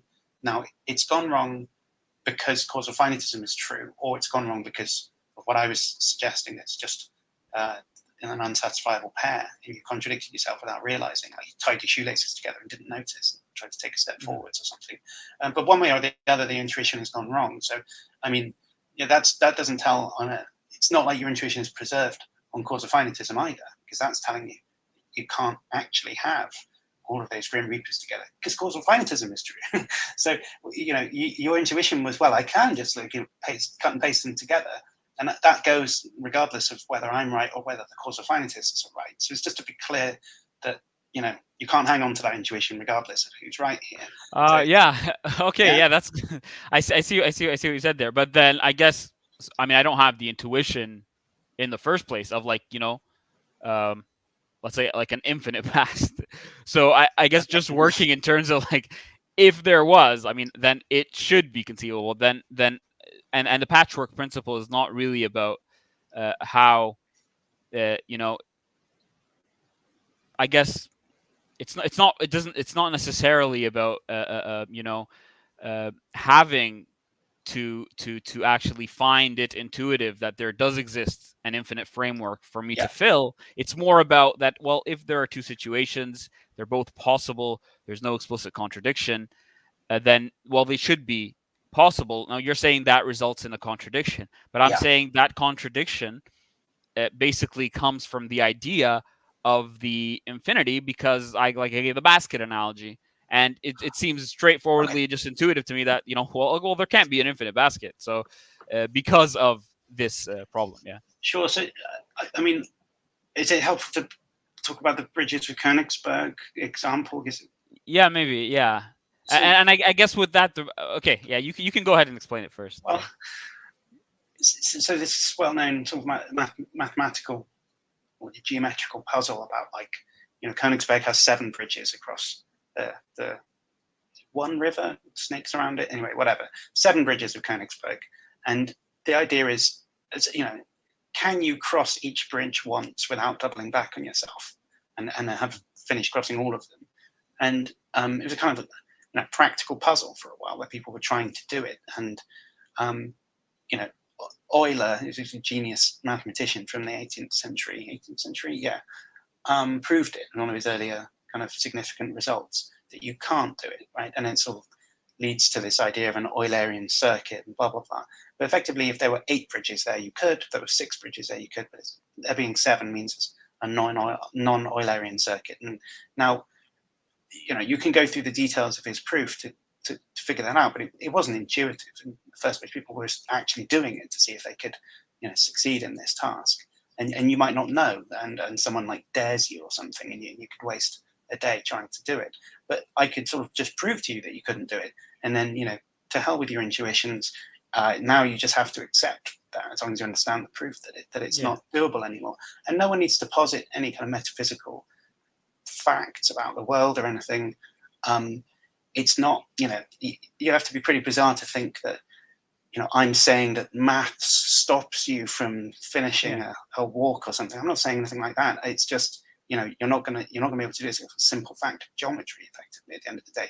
And what's going on with this is very similar. You're just not going to be able to get consistency on the one hand, and all of those Grim Reapers doing that exact thing, because they are, in fact, logically inconsistent. That is a sort of conjunction of propositions that do that are inconsistent with each other in exactly the same way as if you said that Bridget has managed to complete her task of walking across all of the bridges. Like, no, she hasn't. You've contradicted yourself, but even if you don't realize it. Right? So I guess with the Bridget example, I mean, obviously, so if I just have the intuition that I can do it, that turns out just the fact that I can't, then you're right.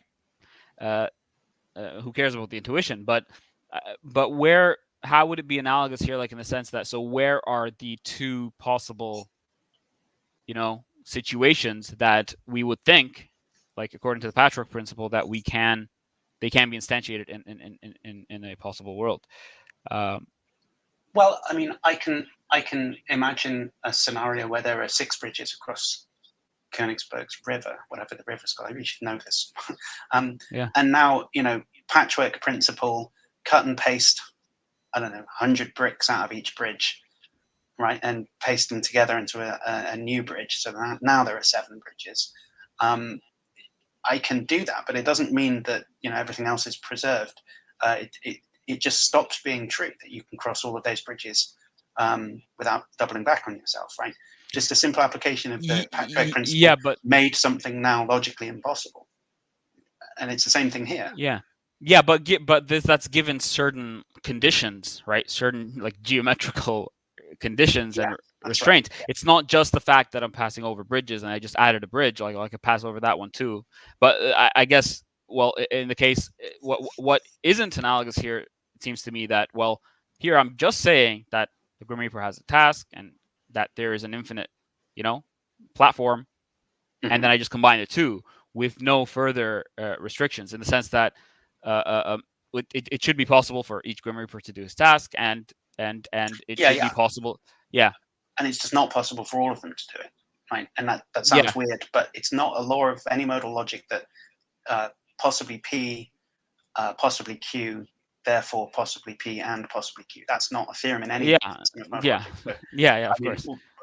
It's a very naive application of Patchwork principle is just obviously wrong there. And it's only these like really esoteric ones where, I'm supposed to think that there's an infinitary Patchwork principle, blah, blah, blah. Just no, at the end of the day. Yeah. And so I guess it's much simpler so to just carve it off at that point and just say, no, that's what's wrong, right? And now I'm not paying any ontological cost. I explain all of the paradoxes the same way. Occam's razor suggests this is a better solution, right? I mean, anyway, like I said, yeah. the intuition.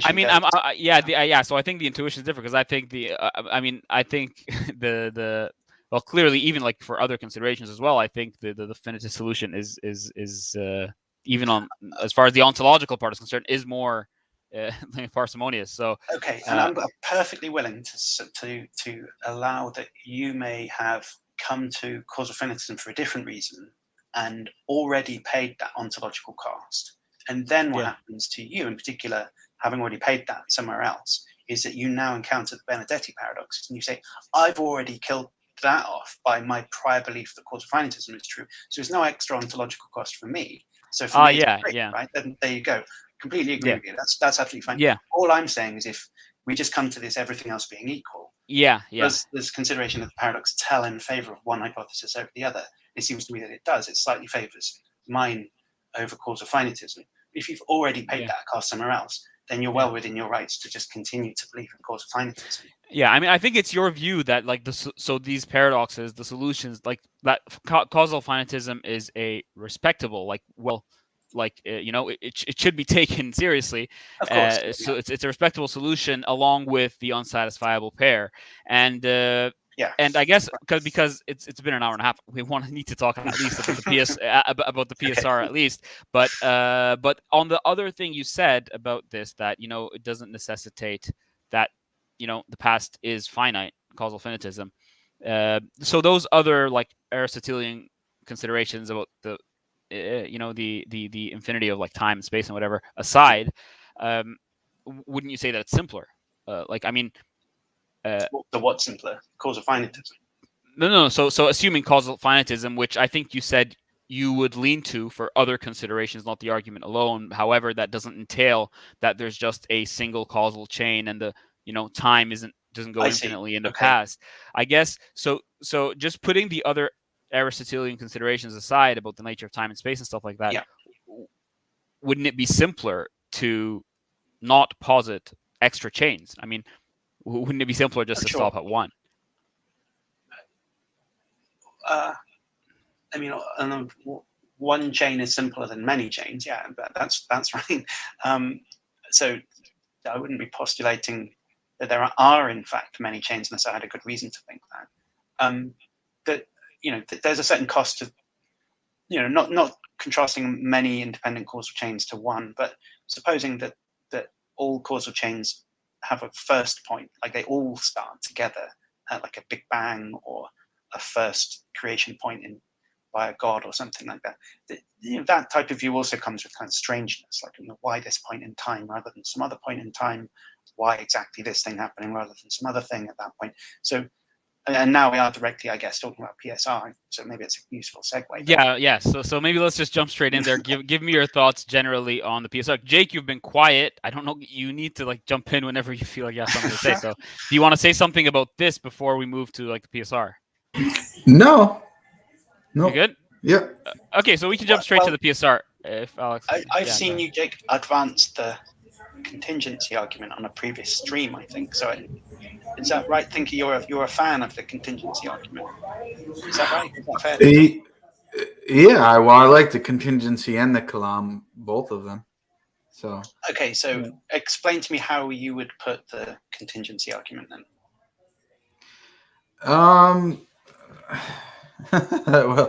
Well, it depends. Honestly, if I'm going to be quite honest, it depends who I'm talking to. Pretend you're talking to me then. Yeah, well, but the reason why I actually prefer the Kalam is because most people have difficulty with the contingency argument. So, I mean, I don't think we're going to get to very, very far because based on what you've already said about your theory of modality and your position on the PSR. So I take conceivability quite seriously into whether or not something is metaphysically possible. And I think you strongly disagree with that. So I don't really see how it's going to be any way to really adjudicate that. I don't know. So what are your thoughts on that, given that we fundamentally disagree on modality? Yeah. So I don't know. Well, so then the argument has a controversial assumption in there, which is only some theories of modality can be true for the argument to work. And that undermines the argument quite a lot, doesn't it? I mean, if you think, and we're at an impasse, unless, I mean, if I'm an Aristotelian and you can't run the contingency argument, then it's not a great argument unless you've got a good argument against Aristotelianism, right? No, so I disagree. So this is why kind of in the beginning I asked, and I think that, and this may be controversial, but I think that largely that's what philosophical arguments come down to is, well, it just seems to be the case to me that this is, and it doesn't seem that way to you, and we depart ways. And I'm fine with that. So it doesn't really bother me at all. I think that's what's happened in the previous discussion as well. I can't understand for the life of me how someone can conceive of infinity, and the objection or what I was raising earlier about not beginning counting and being at a particular number at a certain point. All of that is totally inconceivable to me. And I don't really see any reason why it would be conceivable to somebody else. And so therefore, if the person says, well, it seems to be the case to me that it is possible, I give my reasons why, and then I just say, all right, have a nice day. So it doesn't really bother any me. I just think that's the nature of philosophy. And I think there's nothing unique to this particular argument, philosophical argument, that doesn't have underlying metaphysical commitments to it. And that's just the way it is. Okay, it's interesting. So it's almost like you're just okay with it having, I mean, somewhat like severely limited apologetical use then, because like it's just, you might just run into an Aristotelian and then there's really no point running the contingency argument on them. So it's never going to change their mind. And all you can do in that circumstance is kind of shake their hands and go your separate ways.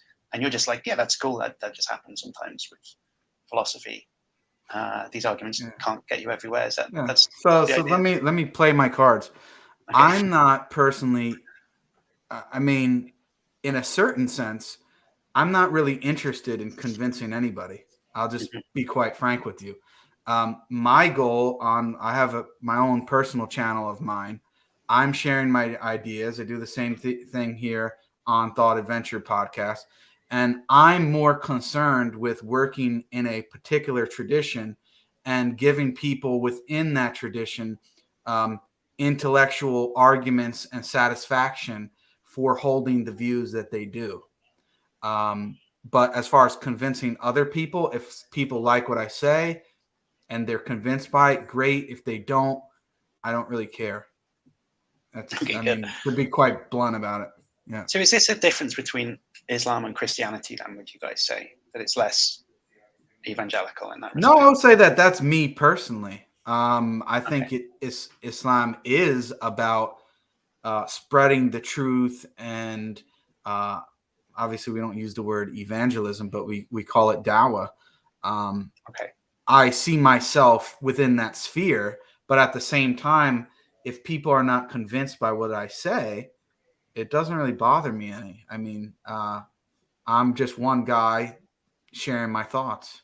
So, I mean, I guess on the question of the Islam thing. So I guess the Quranic position, I think it's quite clear on the nature of Dawah and like inviting people to Islam. That like you just, as Jake put it, you put your cards on the table, and you try to convince. If they agree, they agree. If they don't agree, you shake hands and part ways. And God is the ultimate judge in that sense. And we do realize through like scripture, that people will differ.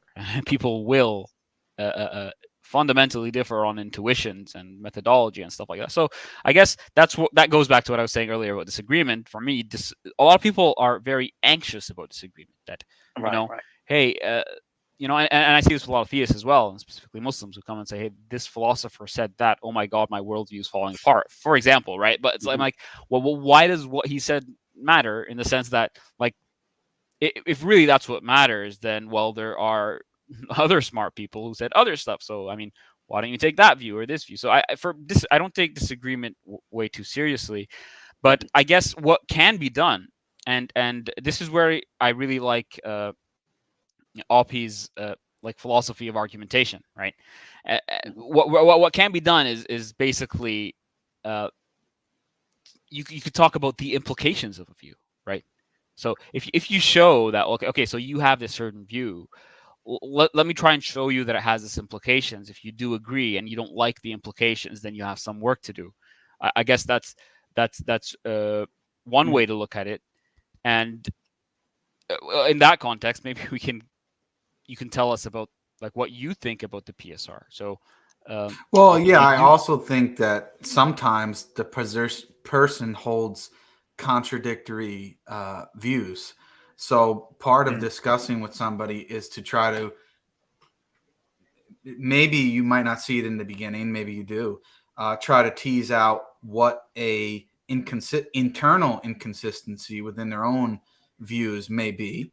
And I think that happens quite frequently with lay people, not to say that I'm not one of them, but with people who have spent a lot of time thinking about it.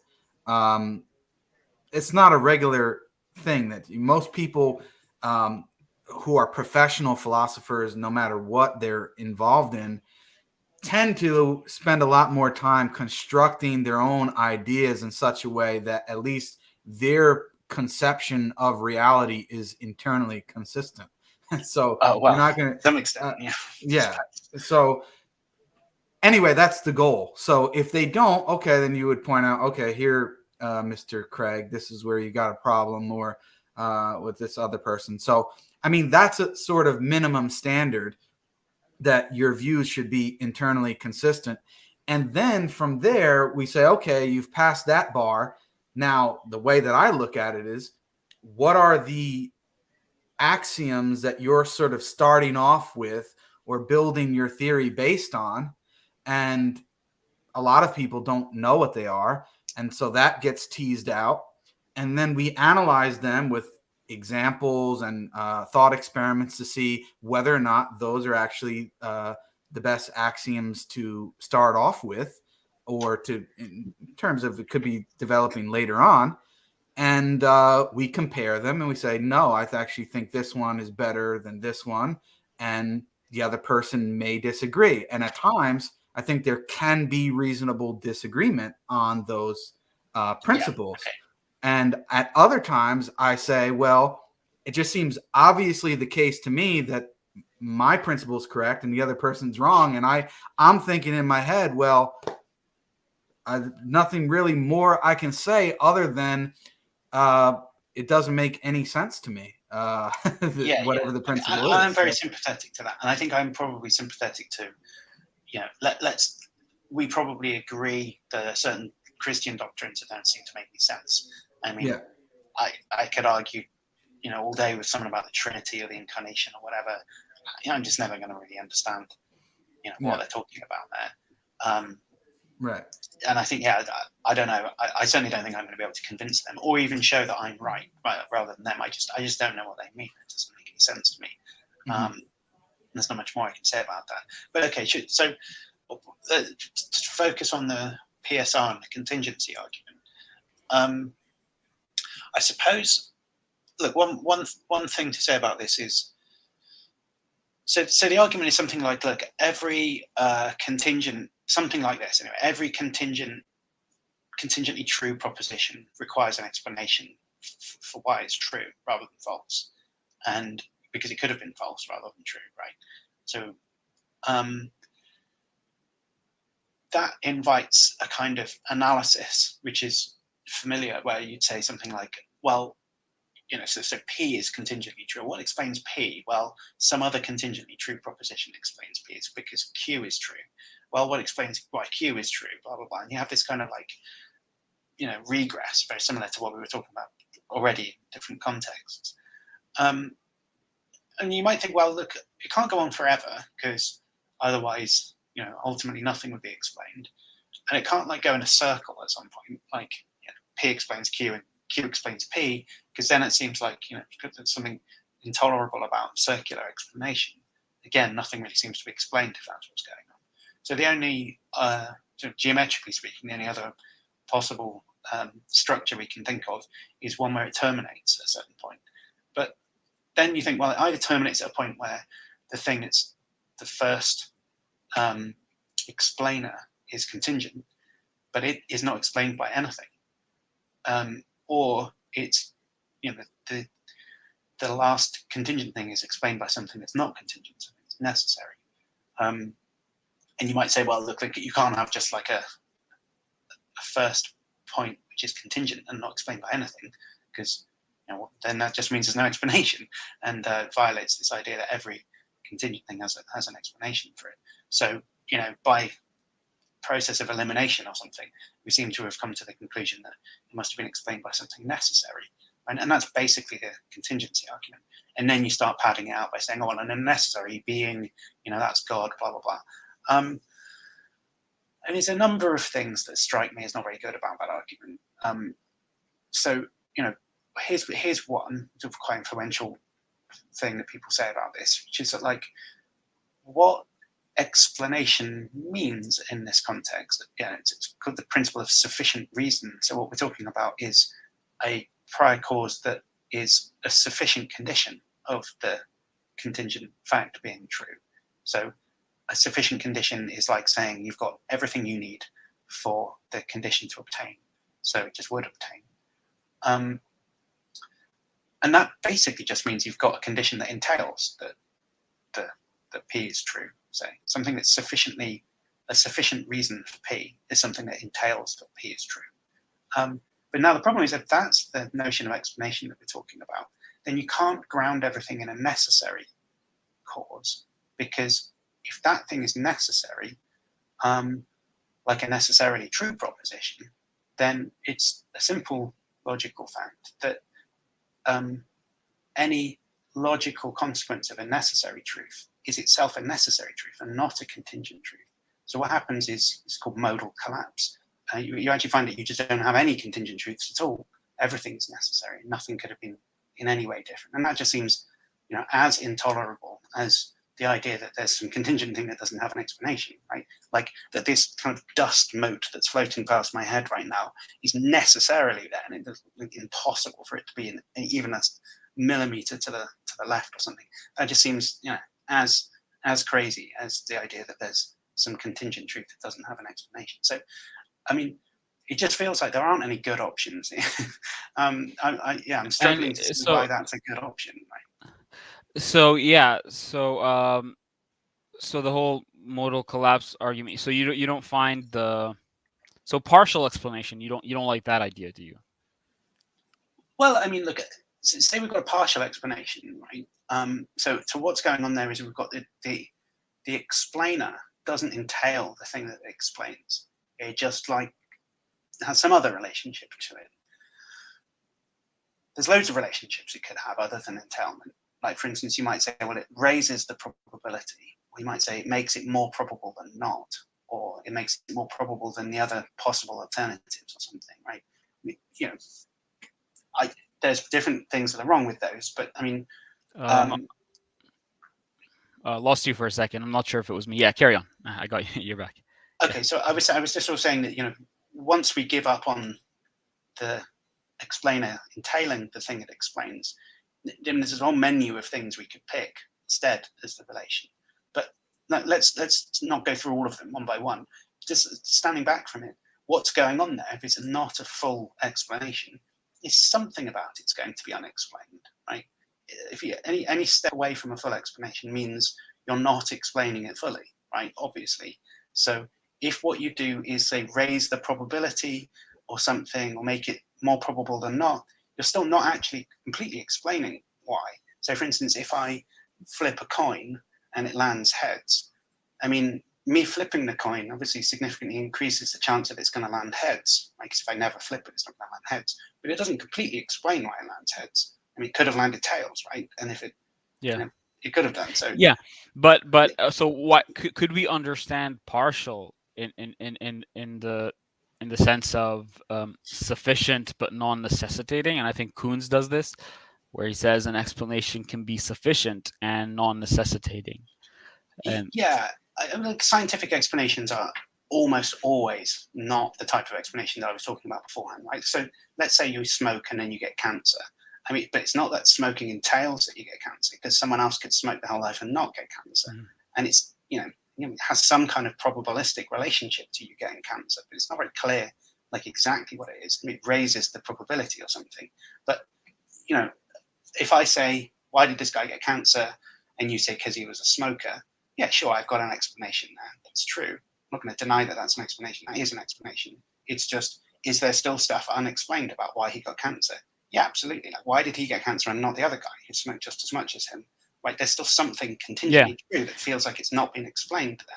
And so if all we get is partial explanation, and the driving intuition that we had in the first place, which was you can't leave contingent truths unexplained, is just necessarily going to be a part of that story. Yeah. I mean, I agree with that concern in the sense that, I mean, the way I look at it, there are two sides to it. So it's like the epistemic sense of like explanation, as in what would satisfy you as an explanation versus what is like really the explanation.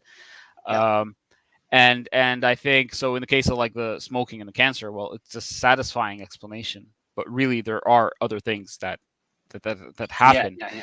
And I guess so maybe there are better examples of something that can be sufficient, non-necessitating, and at the same time you kind of have all the information there. like libertarian free will, for example. So I have, let's say, sufficient reason to eat a chocolate cake over like drinking a Coke, and it's not necessitating. So I go for the chocolate cake because of certain things in the chocolate cake that isn't in the Coke.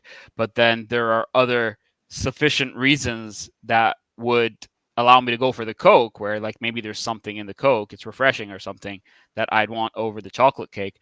Both are sufficient, non-necessitating, and I can say I did one in a non-necessitating way, and there isn't really any information missing here on a libertarian view. You can say that there's no information missing, but so there's a... So it just feels like we're sort of pushing back the question to begin with, like I'm eating chocolate cake and then I'm drinking a Coke, and then we say, well, I give a partial explanation for that in terms of my decision that I make as a free agent, and that's the end of the story. But why did you make that decision? Whatever the origin point was, in my head, I get this idea of having a chocolate cake instead of the Coke. Well, whatever the first point was, where the two paths diverge from each other, because like presumably, I don't know, 10 minutes beforehand or something, both possible worlds are exactly the same, and then I think about chocolate cake in this world, and then I think about Coke in the other world, or whatever it is. At some point, they diverge from each other, they branch away from each other, and I find myself in the Coke world or the cake world, whatever. 2 minutes later, I'm just questioning why this world rather than the other one, and I don't understand how you. I mean, you can just say there's no information left that you haven't described or something, but that just feels to me like, well, there's a contingent fact that this doesn't have an explanation. Well, I mean, it would seem to me like that would like beg the question against like libertarian free will, because I mean, well, what does it mean to ask a libertarian for like an explanation other than the fact that you did what you did? Why did you do that rather than the other thing?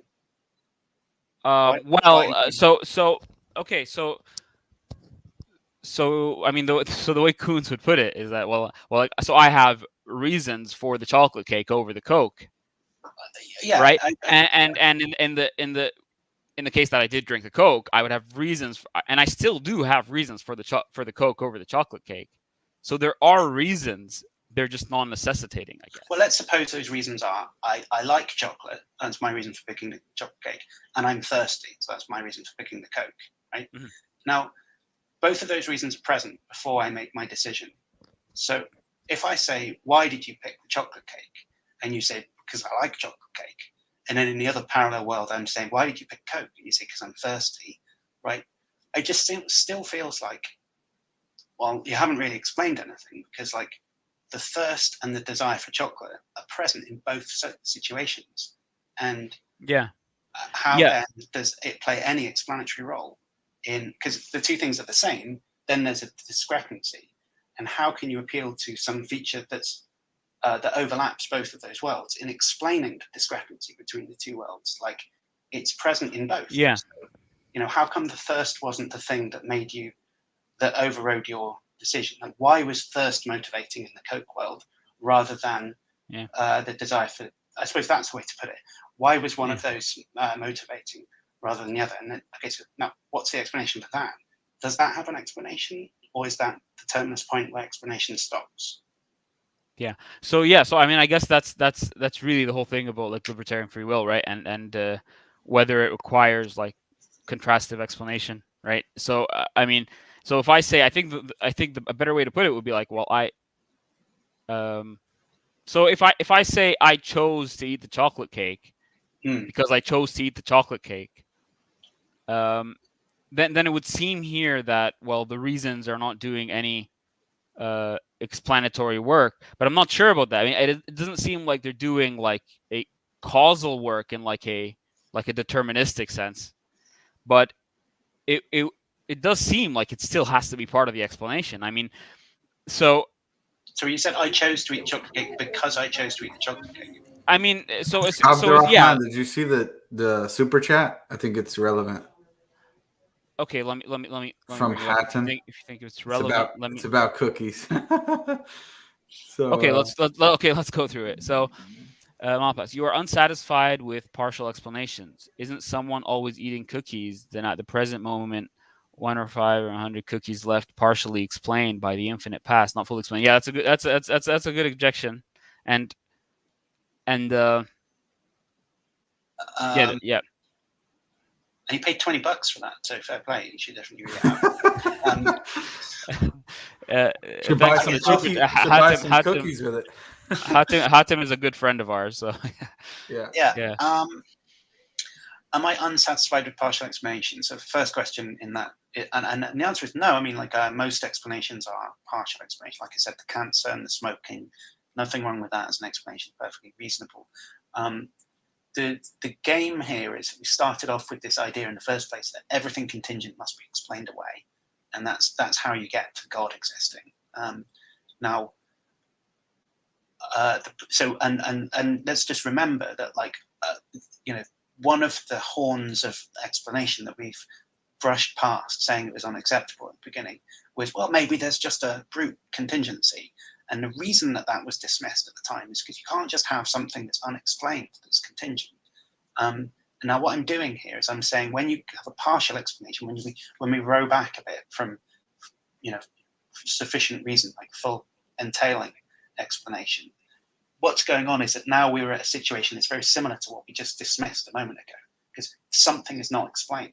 That's my claim anyway. So I'm saying, on the partial explanation solution that you seem to have been going for, I think it basically just collapses it back into nothing, into something no better than just having a brute contingency, in the sense that something contingent is unexplained.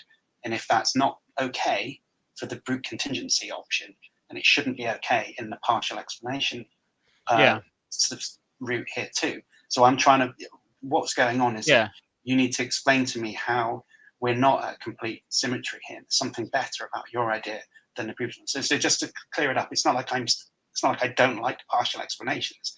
I'm just saying that there's a problem with advancing it in this context. Just to clear that very first bit up, isn't someone always eating cookies? Isn't someone always eating cookies then at the present moment having 1 or 5 or 100 cookies left, partially explained by the infinite past. I mean,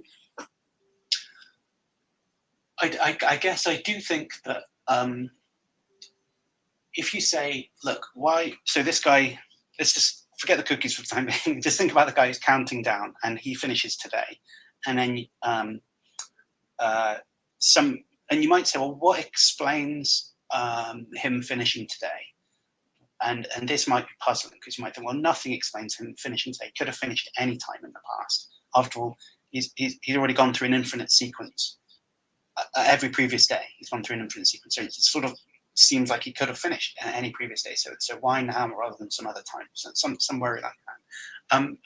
If we're just talking about partial explanation and we're really, really open-minded about what partial explanation means, and, you know, because you might say, how come the roulette wheel landed on double zeros? And, you know, one very weak partial explanation for that is, you know, because it's one of the options that it could have landed on.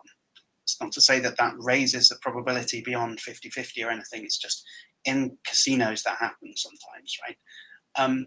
Something sort of similar can be said about the infinite past. I mean, if there's an infinite past, then like in some sense, somebody could be finishing an infinite countdown at any point. You know, at any point you could just come across that. That could happen.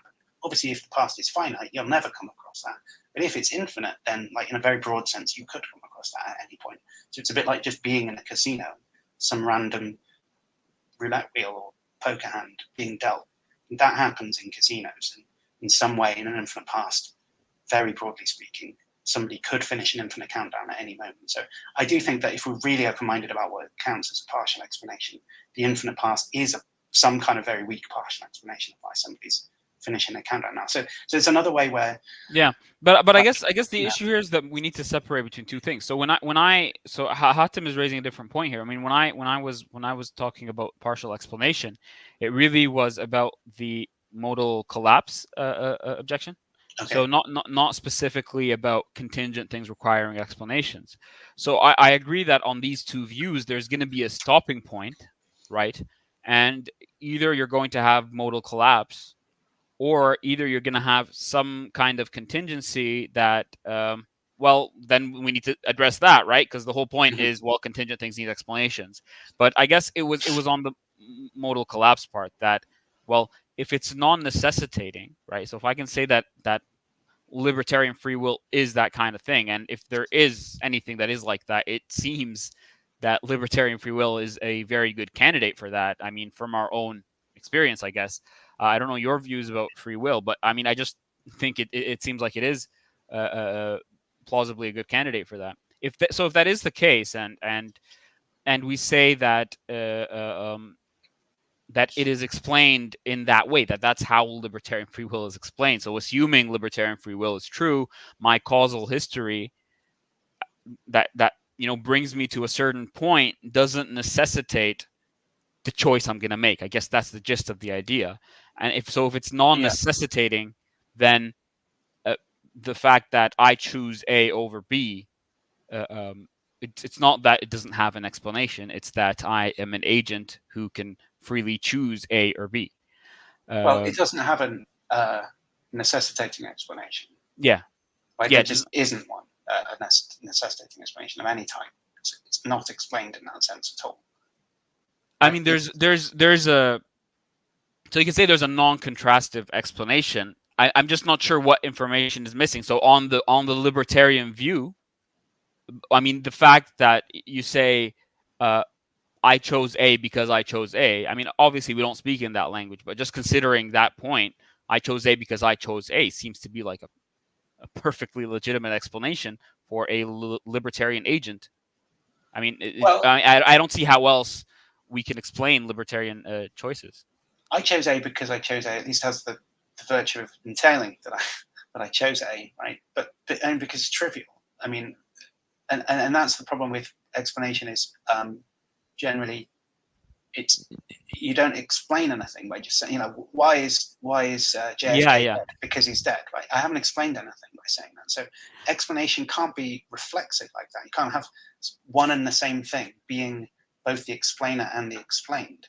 Right? That and I think Yeah, I think you're right, and I think like Alpi raises this concern, but I think it's more of like a semantic thing. Like so you could say that so let's say yeah, I chose A because I chose A, right? So you could say that an explanation, or A equals A because A equals A. So let's assume that.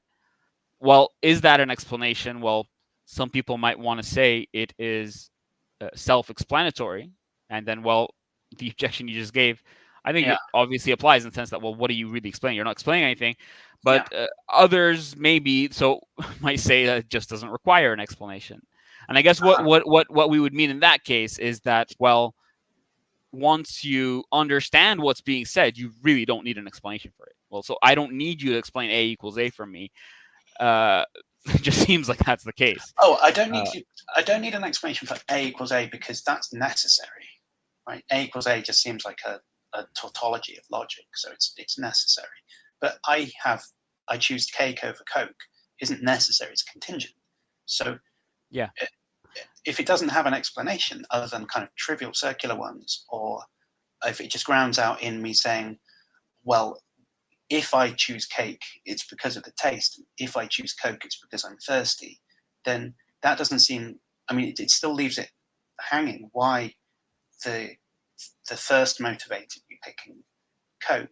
Just saying that the conditions, some non-necessitating conditions obtained, still does leave it open. Why one of those was motivating you and not the other? Like there is still, and it's all very well to say, yeah, but we don't ask that question, or it doesn't seem like that. But I'm forming a question that's just as valid as it seems to me. Yeah. I don't really see why it's any different from if I said, some electron just pops into existence for no reason, and you say, oh, that can't happen.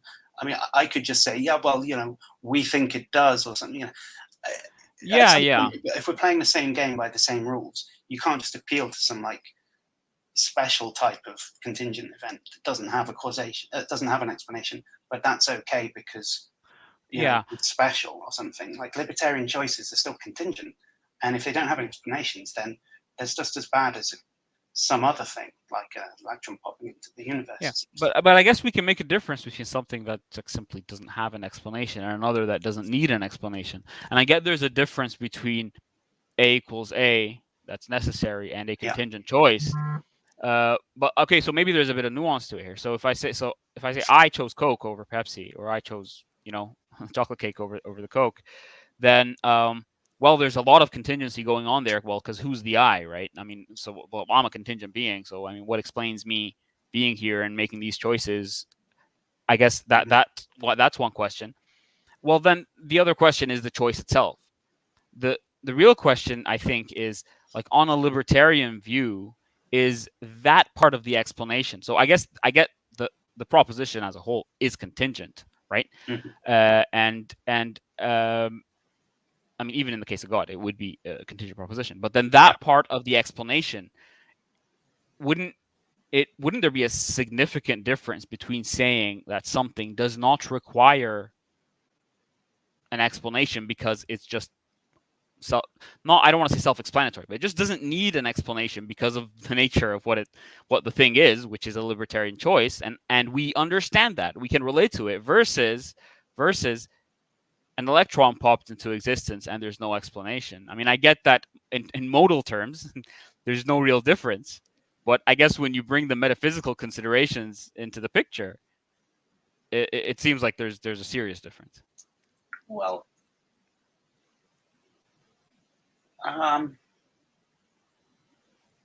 it's not quite clear to me the foundation that this whole thing rests on. I mean, so it seems, well, what you want to say is, well, we know libertarian choices kind of like by acquaintance with them because we do them all the time, and that means that we easily understand what it means to freely choose cake over Coke or whatever.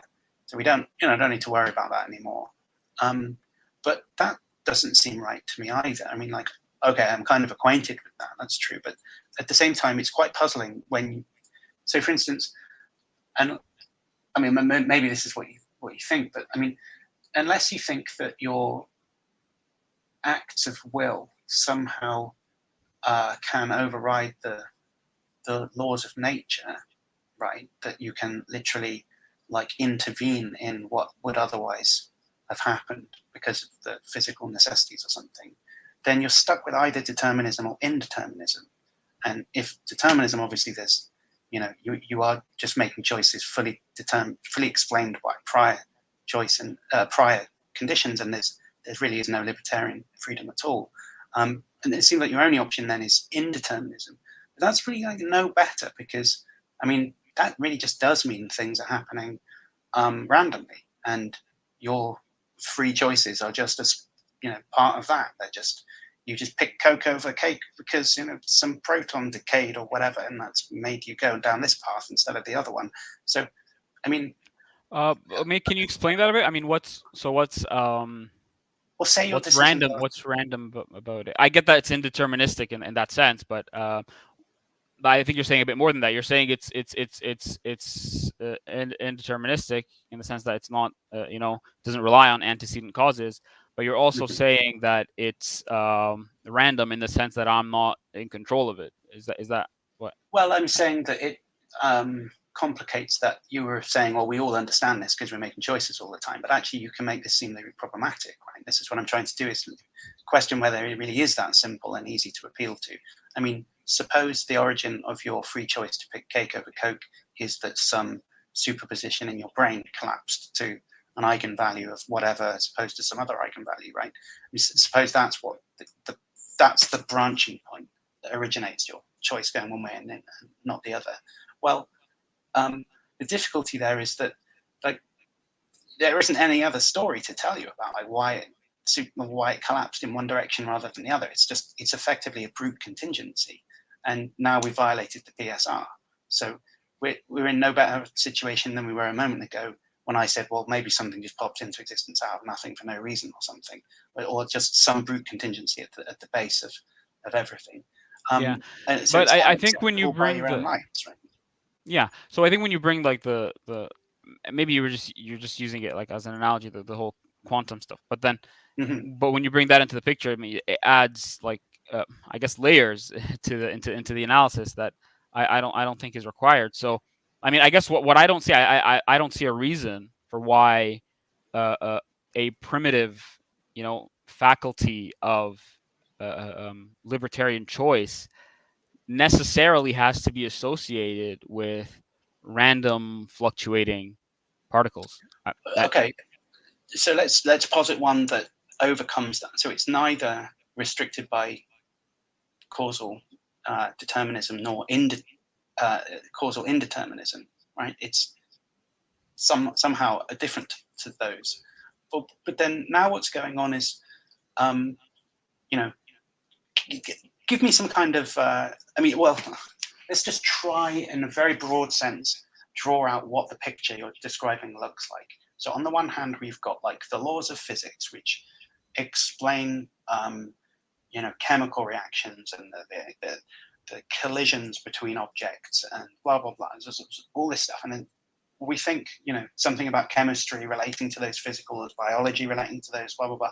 And then at some point, where does this mechanism you're positing kick in? Like, how does it kick in? What's going on? Like, it's actually quite a mysterious addition to insert into the otherwise relatively, although, those things I've explained, but like relatively straightforward causal story that we all grow up knowing about. What you're saying is there's this not literally, but it sounds like a kind of magical interventionist ability that what mind has to overcome the laws of physics and like choose options or whatever. Like, it's really, it's far away, at least, from you saying, yeah, we don't have to worry about this. This is an everyday thing that we all understand perfectly well. No, I don't think it's like that at all. It's very difficult to explain what's going on there. I guess that's my point. Yeah, I guess, so if we're talking about like the metaphysics of causation here, right? So I guess the idea is that well, I'm not going to I don't think anything is straightforward about it, to be honest. I don't think the chemistry is straightforward either. So I don't think if we're looking at, because it seems like you're looking at the everyday experience as well and saying, well, it's just normal that thing bumps into that thing and then that stuff happens. Okay, I think when we're looking at a broader metaphysical picture, I don't think any of it really is I don't think any of it should just be taken for granted, and it's just common sense that happens, and this part isn't common sense. I think the everyday picture is that both of them are common sense, and the broader metaphysical picture is trying to account for what makes it the way it is. So I don't think there's anything strange. In fact, I think really we can't really relate to anything more than this internal experience we have of libertarian choice. Well, maybe you disagree, but at least there is something internal to us that we can relate to more than anything in the external world and the way the causal nexus around us makes things operate. But so I guess in that sense, I just don't see the problem really with saying that, well, hey, that ping pong ball bumps into that one, and then there's that reaction, and well, here there's within me this mechanism that I move myself.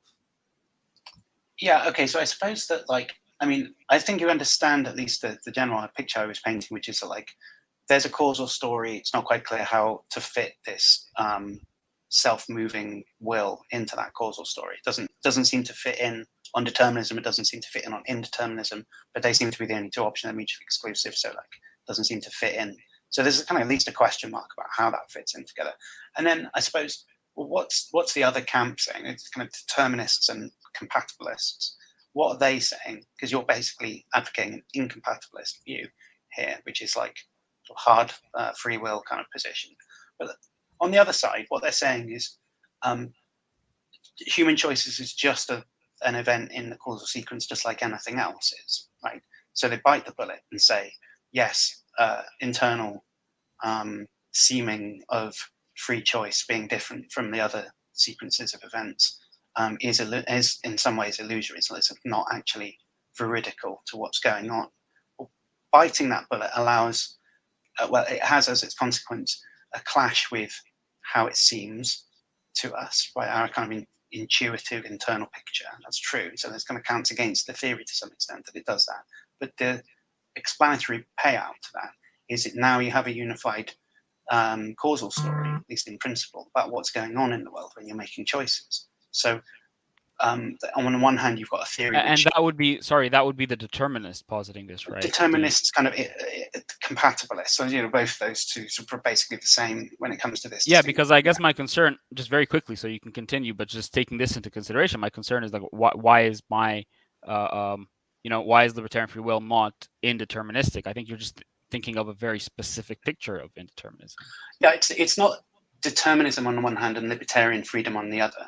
It's libertarian freedom on the one hand and the denial of libertarian freedom on the other. So it doesn't take a stand on whether determinism or indeterminism is true, but it's just saying whichever of those two is right.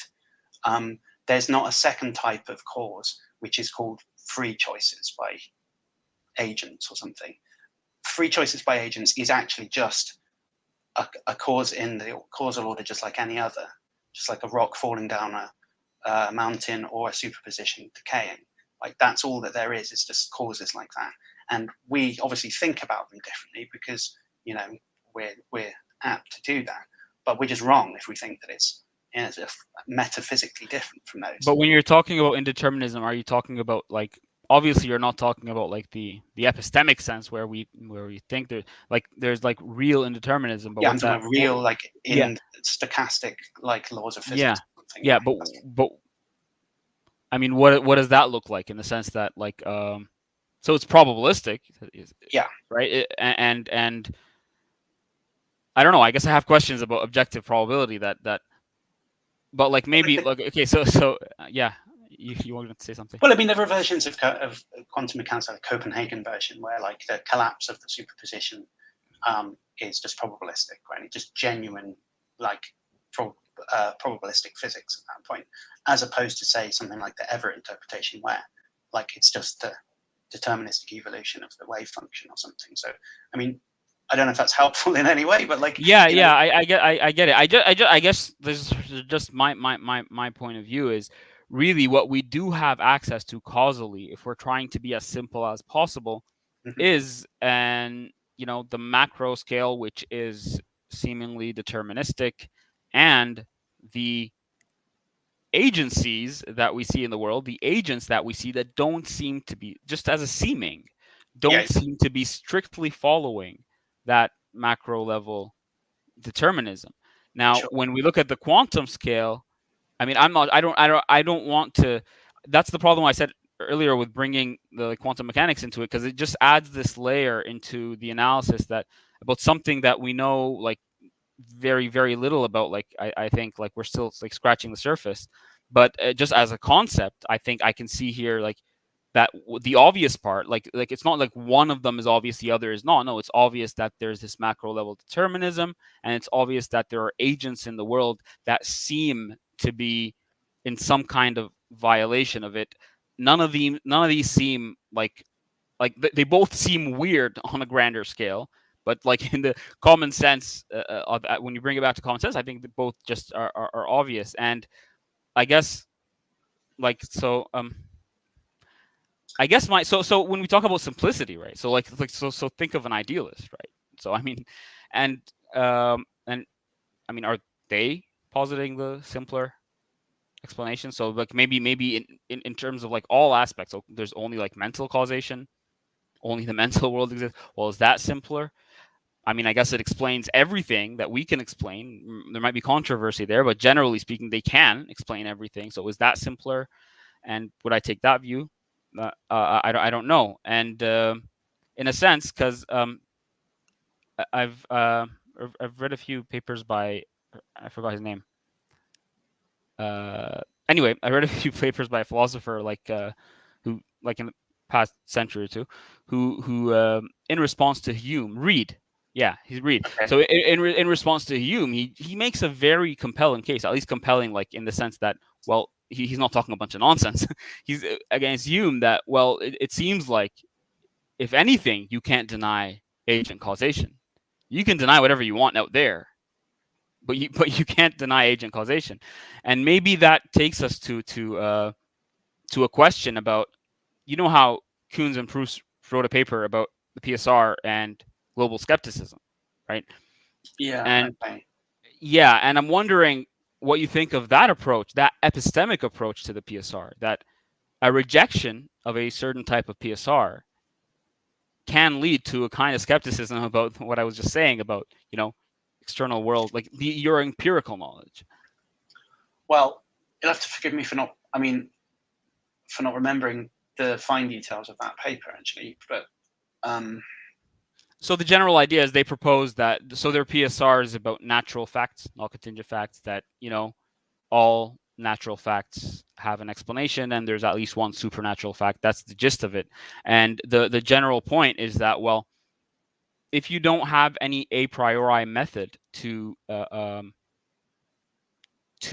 basically discern the explainable from the unexplainable, or what requires an explanation from what doesn't, then you basically can fall into, like, it's a slippery slope to like a radical kind of skepticism, because you can't really say anything about the external world, and you can't really appear to your empirical knowledge to rectify that problem, because that would be viciously circular, because that's what we want to justify. And what's wrong with saying that the distinction between what needs an explanation and what doesn't is what's contingent and what's necessary?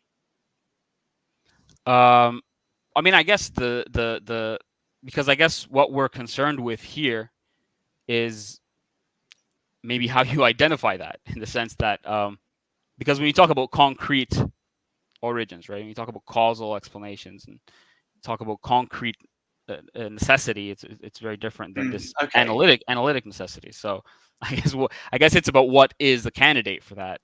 Well, I'm happy enough to say that everything that's concrete is contingent, but theists not going to say that, because they want to say that God is concrete but necessary. So if anything, the picture seems more complicated on your side. And okay, so that's good. So you want to say everything that is concrete is necessary, and by concrete, everything that's concrete is contingent. everything that is concrete is contingent. Yeah, did I say it the wrong way around the first time? No, yeah, no, that's fine. That's fine. Yeah. Everything that is concrete is contingent and fine. But where does that lead you? That takes you, like, in the context of a discussion about the contingency argument, it really takes you to abstract objects that are not causally, they don't have causal ability, they're causally effete. So I mean, we don't really have an causal account for the contingent stuff. Anyway, I mean. Oh well, I mean, but then I'm coupling that with there being a beginningless past of contingent concrete events. Each one causes the next one.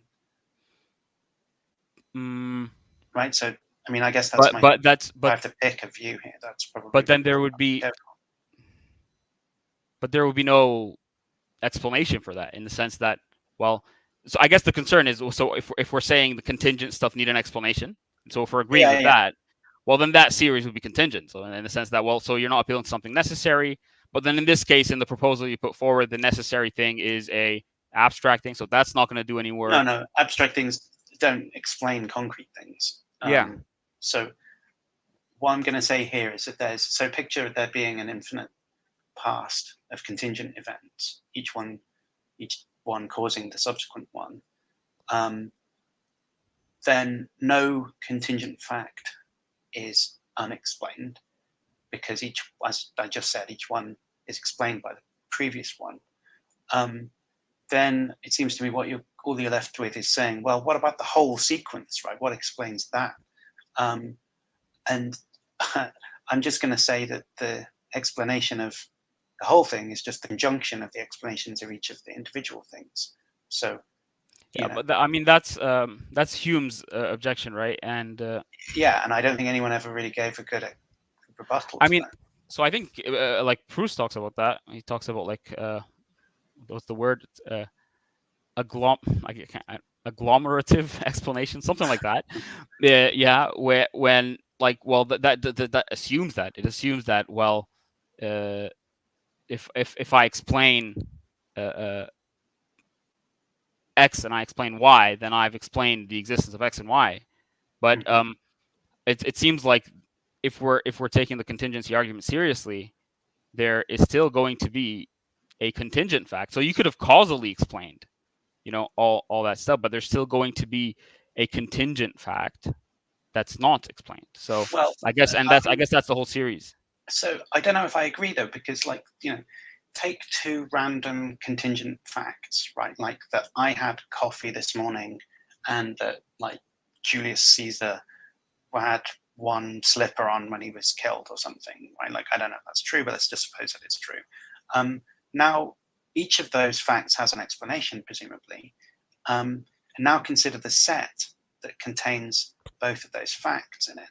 Is there an explanation beyond the conjunction of both of those individual facts for that set? I think the answer is obviously no. Not for the particular set, but there's obviously an external explanation for what's happening here, in the sense that, well, I think we're thinking abstractly of the set, no, but then in terms of, like, the concrete world, there will be a further explanation. That's still going to keep asking why, and I guess the reason I don't think this gets out of the skeptical problem is that because so it's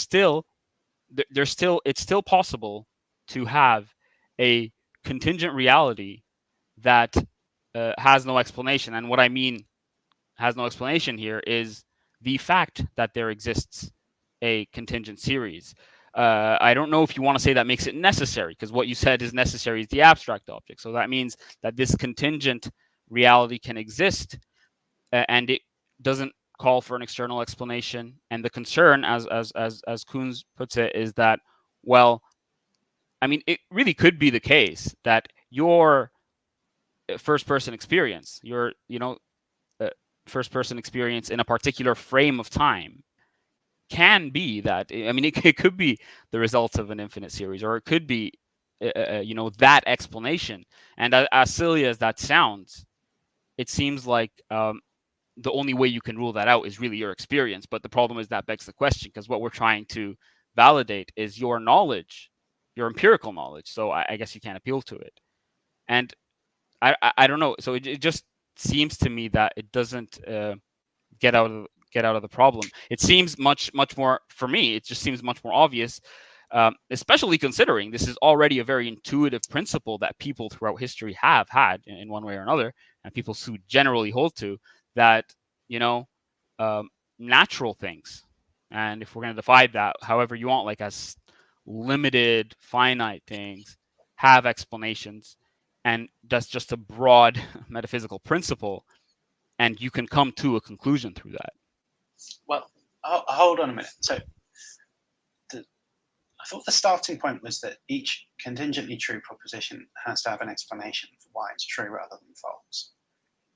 And yeah, I'm not maybe. sure I agree if the starting point has to be, well, the point of my example with me having coffee for breakfast and Caesar's slippers, right, is to cast doubt on the idea that you could generalize from that original starting point to say not just each contingently true proposition has an explanation, but that each set of contingently true propositions has an explanation, over and above the conjunction of the explanation of the individual elements of the set. Right? I mean, I disagree with that principle. I think you probably also disagree with that principle by the sounds of it. You don't think there's some special explanation over and above. So why did I have coffee? There's some explanation for that. It's called me having coffee, and that's explained by Q, some previous thing that happened earlier on in the day that explains. Oh it. yeah. So but those things is explained. But now just consider the set P and I don't know R, which is Caesar's slippers proposition. Now both of those have explanations.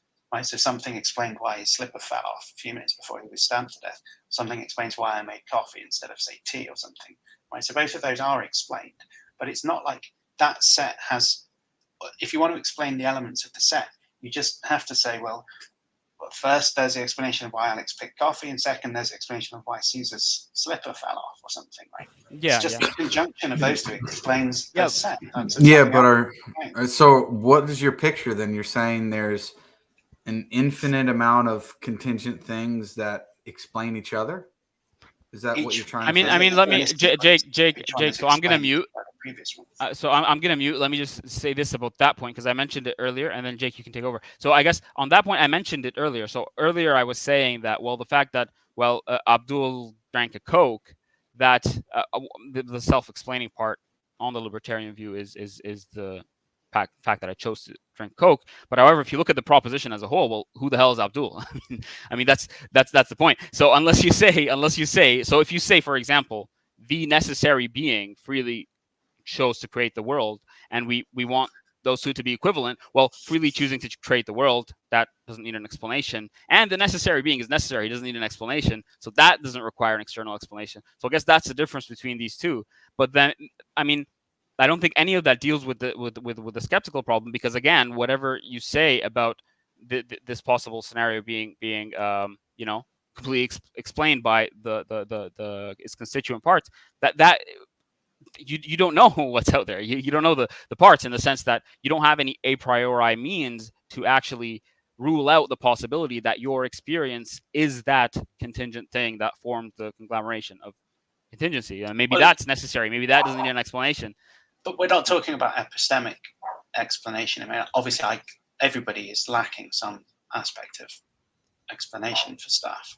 So I thought we already said that we're not talking about epistemic explanation. We're talking about metaphysical explanation, like what actually is the thing that happened that explains why the other thing happened. The fact that I'm lacking the information doesn't mean there isn't an explanation, right? Even if nobody knows what the explanation is, there is one. So we're not talking about what we know. We're talking about what actually does explain whatever. It's not but I guess the a priori principle, to remove the skeptical concern. Sorry, Jake, I'm going to bring you in right now. But to basically to get over the skeptical concern, is that the point is that what you need to a priori know, and you can interpret know here however you want. What you need to a priori know is that, well, there is this type X that requires explanations, and my current solipsistic experience is part of that type X. I guess that's the point. So Jake, if you want to say something, okay. I'm going to mute. But Alex, you can reply first. Well, I think the reply is that I probably need to go and read the paper again to have a clearer. Maybe that's fine. Kind of some of what you were saying then in that case. Yeah, that's fine. So Jake, you wanted to say something. Sorry for.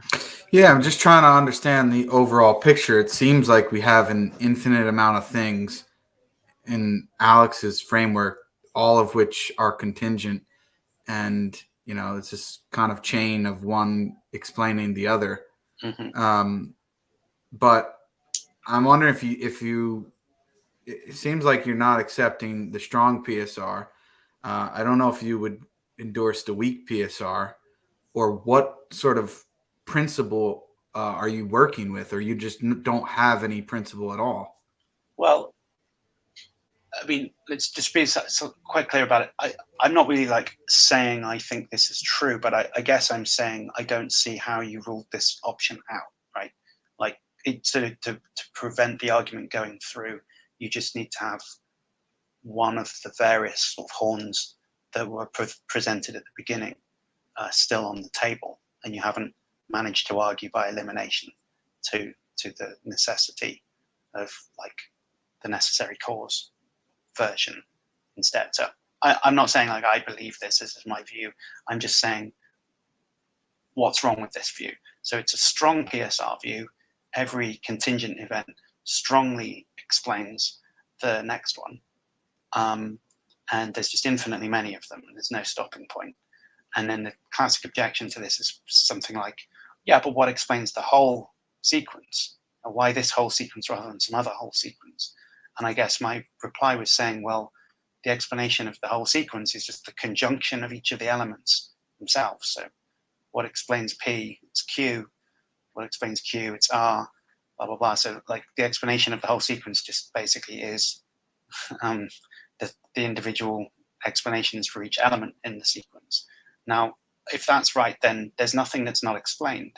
Each thing is explained. Each part of the whole is explained. And if each part of the whole is explained, then the whole is explained. And I was arguing, well, I mean, I guess I was saying, look, if you think that in general, whenever you have like a set or something that's got like elements to it, that you have to have more than just the explanation of each of the individual parts to have an explanation of that whole, then I deny that principle. And here's the counterexample: me having coffee for breakfast and Caesar wearing one slipper. It's implausible to suppose that there's some third thing which explains that, apart over and above the individual explanation for my having coffee and the individual explanation for Caesar wearing one slipper. Like once you've given those two explanations, that's it. You're done. There's nothing else to say about it. Right? Each strong PSR is satisfied. There's no contingent thing left. Yeah, that's what I wanted to be clear on. So then you are accepting the strong PSR in your explanation. But because what I'm doing is I'm agitating against the argument. I'm saying, let's suppose the strong PSR is true, but how did you eliminate this idea that there's a never-ending sequence of explanations? Because in order for the argument to be successful, you have to eliminate all of the other options. It's an argument by elimination, right? Yeah, I get that, but I'm asking at this point, because I've been listening for quite a while. I'm asking at this point if that's the view you obviously I'm not saying that you have to commit to it, but I'm saying is that the view that you lean towards, or are you just responding this way in virtue of the argument and you really have no confidence in strong PSR whatsoever? Yeah, I think that's what I'm asking. Yeah. That's right. It's an instrumental invocation of the principle for the purposes of arguing against the success of this contingency argument. It's not like I believe in it myself. So my question is then, what's your actual position on the strong PSR? Well, I mean, so as I said in the first place, this kind of modal collapse argument makes you think that either the strong PSR is false, or everything is necessary, or, well, yeah, no, actually that's it. It's either the strong PSR is false or everything is necessary. So if I have to pick out of those two, I guess I don't think everything is necessary. I mean, I guess I reject strong PSR just because otherwise I feel like I have to accept that everything is necessary, and that seems wrong. So Well, if you put a why? gun to my head, then I would pick the strong PSR as false. Well, why is that? Given what you've just said, the explanation you gave seemed to affirm the strong PSR, and yet everything is contingent. Not everything is necessary. Well, I mean, okay, that's fair. So I suppose there's another kind of dimension to the strong PSR. The first one is that explanation is necessitating.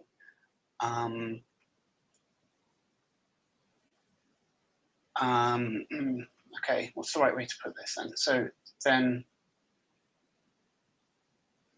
yeah. So I suppose what I'm saying is, if you think that, okay, so here's another way to put this, right? Okay, let me try and be a bit more explicit about it. I guess what I'm saying on this Humean view, that there's a never-ending or never-beginning sequence of contingent events, each one that explains the next, is that you do just say there's no explanation of the totality of contingent reality. That's just unexplained. But you deny that what I was trying to do is sort of deny that the original motivation pushes you to that second claim that you have to accept, you have to explain the whole of contingent reality. But let's suppose, so I suppose what I'm saying is that the strongest version of the PSR has both of the explanation is entailment and the whole of contingent reality has that type of explanation. Now, that if you hold both of those things, then you get this Fanning-Wagen argument, which is effectively that suppose within this like shape here, the circle or something I'm drawing, has the whole of contingent reality, and absolutely every contingent fact, right, is contained within this area. Now, if that has a necessitating explanation for it, then it can't be from a contingent thing. It has to be from a necessary thing, because we just said every contingent thing is within this area, and also self-explanation seems incoherent, right? So I guess that's another aspect to this. I'm assuming self-explanation is incoherent, but that seems pretty obvious. But then it follows that the explanation must be necessary. If explanation is a necessitation relation, then because every consequence of a necessary fact is necessary. Alex, maybe if you can clarify before you carry on, maybe clarify that last point, because it seems like the infinite series of contingent things. It seems like that's a self-explanation. At least when I'm asking why do contingent things exist. Well, no, but here's the point that I'm confused about. So it seems like you said two different things, right? And that's why I introduced this third option. On the one hand, it seemed like you were trying to say, well, there is no such thing as the conjunction of everything, of all the parts. You know, they are explained by the individual members, right? But then on the other hand, when I'm asking for your view and you bring this point up, I said, well, it seems like you're affirming the strong PSR and everything is explained. But then he said, well, wait, let me think about that more. No, actually, the thing which is the totality is unexplained over and against others. So it's okay. It seemed like you slid back and forth kind of. I think that's fair enough. I think that I may have been so no, that's fine. I guess I'm saying which one are you really going with at this point? Just so I can understand what the theory is, because they're two different theories, right? I mean, yeah, okay. So I think what I was doing in the first place was like playing the game of like, what do I think, like what's going on, what's the analysis, a fruitful analysis of the argument. And now secondly, you're saying to me, but what do you actually think? So I think it's slightly different questions, and it's reasonable to ask that second question. And I think now I'm focusing on that second question rather than the first one. It's reasonable because it's bringing out something that I hadn't really spent enough time explaining the first time around. So fair enough. So the first time round, I was saying, well, look, I dispute the requirement for this like additional explanation or something. But I think it's fair enough if I'm picking a view, to be honest, about like, yeah, I guess what happens is on that view I was explaining, you do just have to say that we're just not endorsing the requirement for an overall explanation. But the reason why I reject the strongest possible PSR is because if you include that requirement to explain all of contingent reality, absolutely everything, with an entailment relation, then the Van Inwagen argument shows you that the thing doing the explaining has to be necessary, because the thing being explained is all of contingent reality. The only thing left is necessary. And if the explanation relation is a necessitation relation, then it follows logically that that there is no contingent reality at all, because the logical consequences of necessary truths are themselves necessary. There's no contingent logical consequence of a necessary truth. And so that is some of the most strong version of modal collapse that you get. And now the way out of that is to suppose that there's some contingent thing that's not explained by the PSR, the very strongest PSR, or that everything is necessary, or that the strongest version of the PSR is false. And I just don't see that you can chart a course between those. So do you follow that chain of reasoning? Yeah, I do. But so now what I'm saying is now we're back to the two options instead of this other third option in which everything is contingent and everything is explained. Now we're back to, well, there's something that's fundamentally contingent that isn't explained, or everything is necessary. That's kind of where we're at now.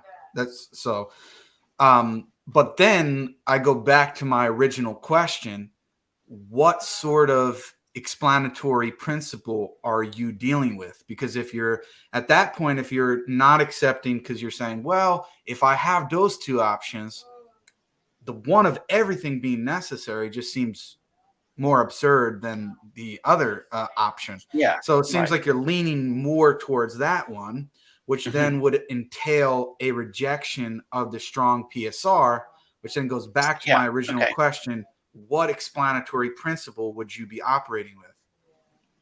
Well, I mean, if you have to have something that's contingent, that's not explained in that strong necessitation way, the view I was advocating a moment ago, which is a beginningless chain, at least has the virtue that every individual thing is explained.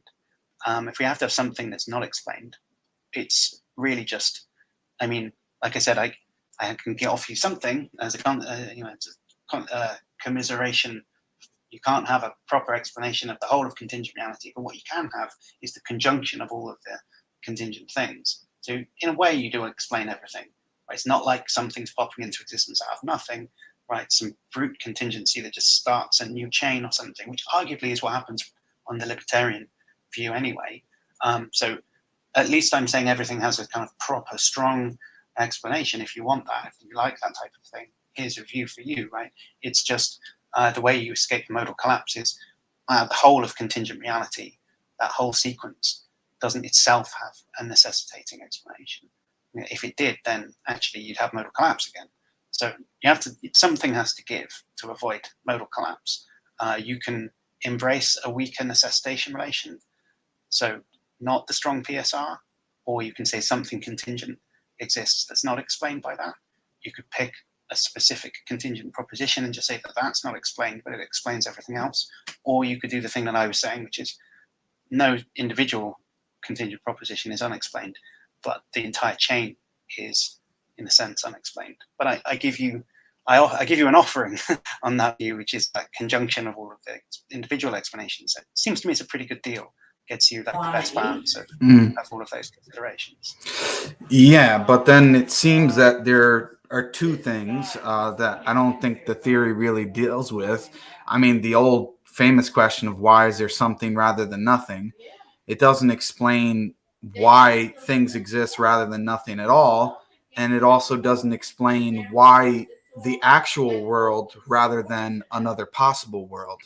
So those two questions seem to me to be left unanswered. Okay, but then, I mean, let's do a comparison then. I mean, because, you know, no view is completely invulnerable to any problem, but the real thing is, do problems. Yeah, I'm just doing an analysis. That's all. I'm just Yeah. trying to say what are we left with on each theory and view. That's all.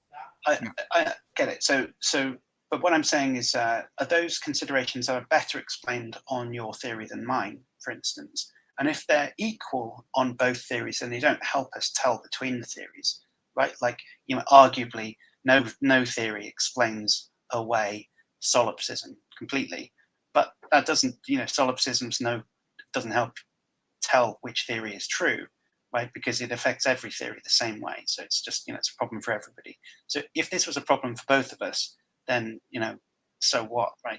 If it's a problem for me but not a problem for you, then good, it helps you and it hurts me. So let's see if it's one of those, right? Is it a problem for everyone, or is it just a problem for me? So, I mean, you're saying that on this view where there's an infinite sequence of contingent things, it doesn't explain why there's something rather than nothing. What's the explanation of why there's something rather than nothing on your view? Because there's a necessary being that exists in all possible worlds. Could he have not made anything at all? But he would always still be something. So there would be something that always exists. I see. But that's because you think there's a necessary. Well, because I think God is necessary. So I'm saying, assuming that we go with the option that there's something that's necessary. So God is necessary and he exists in all possible worlds. That would explain why there's something rather than nothing at all. And then also the second point of why there's the actual world over another possible world is explained by God's action, which I know we went through the whole thing about libertarian free will and all of that, those issues. But I still think that theory overall has more explanatory power and strength than the view that doesn't explain why there's something at all rather than nothing, and also doesn't really do anything to help understand or explain why the actual world over another possible world. Okay, so on your view, the reason, so I'm not sure this helps you in any way, right? So unless you think that, because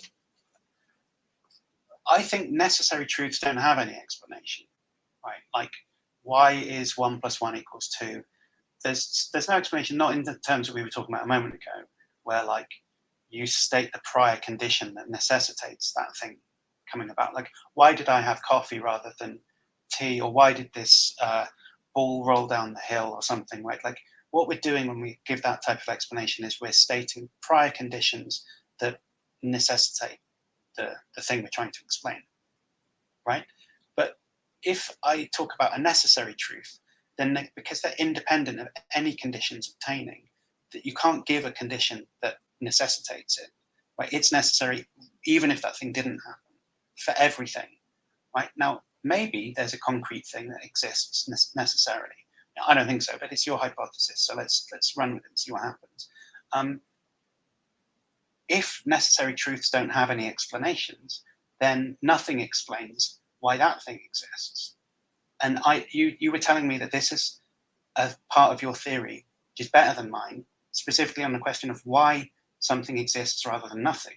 But your answer was because a necessary being exists. That doesn't have any explanation. So how is that better than me saying, well, a load of concrete contingent things happen, and you know, I offered you some kind of explanation for it, but you didn't like it. But I mean, your alternative is just to postulate some necessary truth, which kind of by definition doesn't have any explanation at all. I don't see how that does better. You know, the question, why is there something rather than nothing? Because a thing exists for which there's no explanation why it exists. That's not a good explanation. That's no explanation at all, right? So that's why I don't think that explanation works. It's not an explanation, just positing a necessary being. Even if it's true that it exists, nothing explains why that exists. So therefore, nothing explains ultimately why there's something rather than nothing. Does that make sense? Yeah, I understand what you're saying, and I think I kind of want to go on to a different topic. Too much ponage and trying to run away to it. No, because I think it's related to what I want to say, because I think you do believe in necessary things that exist in all possible worlds, based on your conversation with James Anderson and your understanding of Platonism. So I Yeah, think, sure. Those are abstract things, not concrete things. yes, right. So those are abstract things.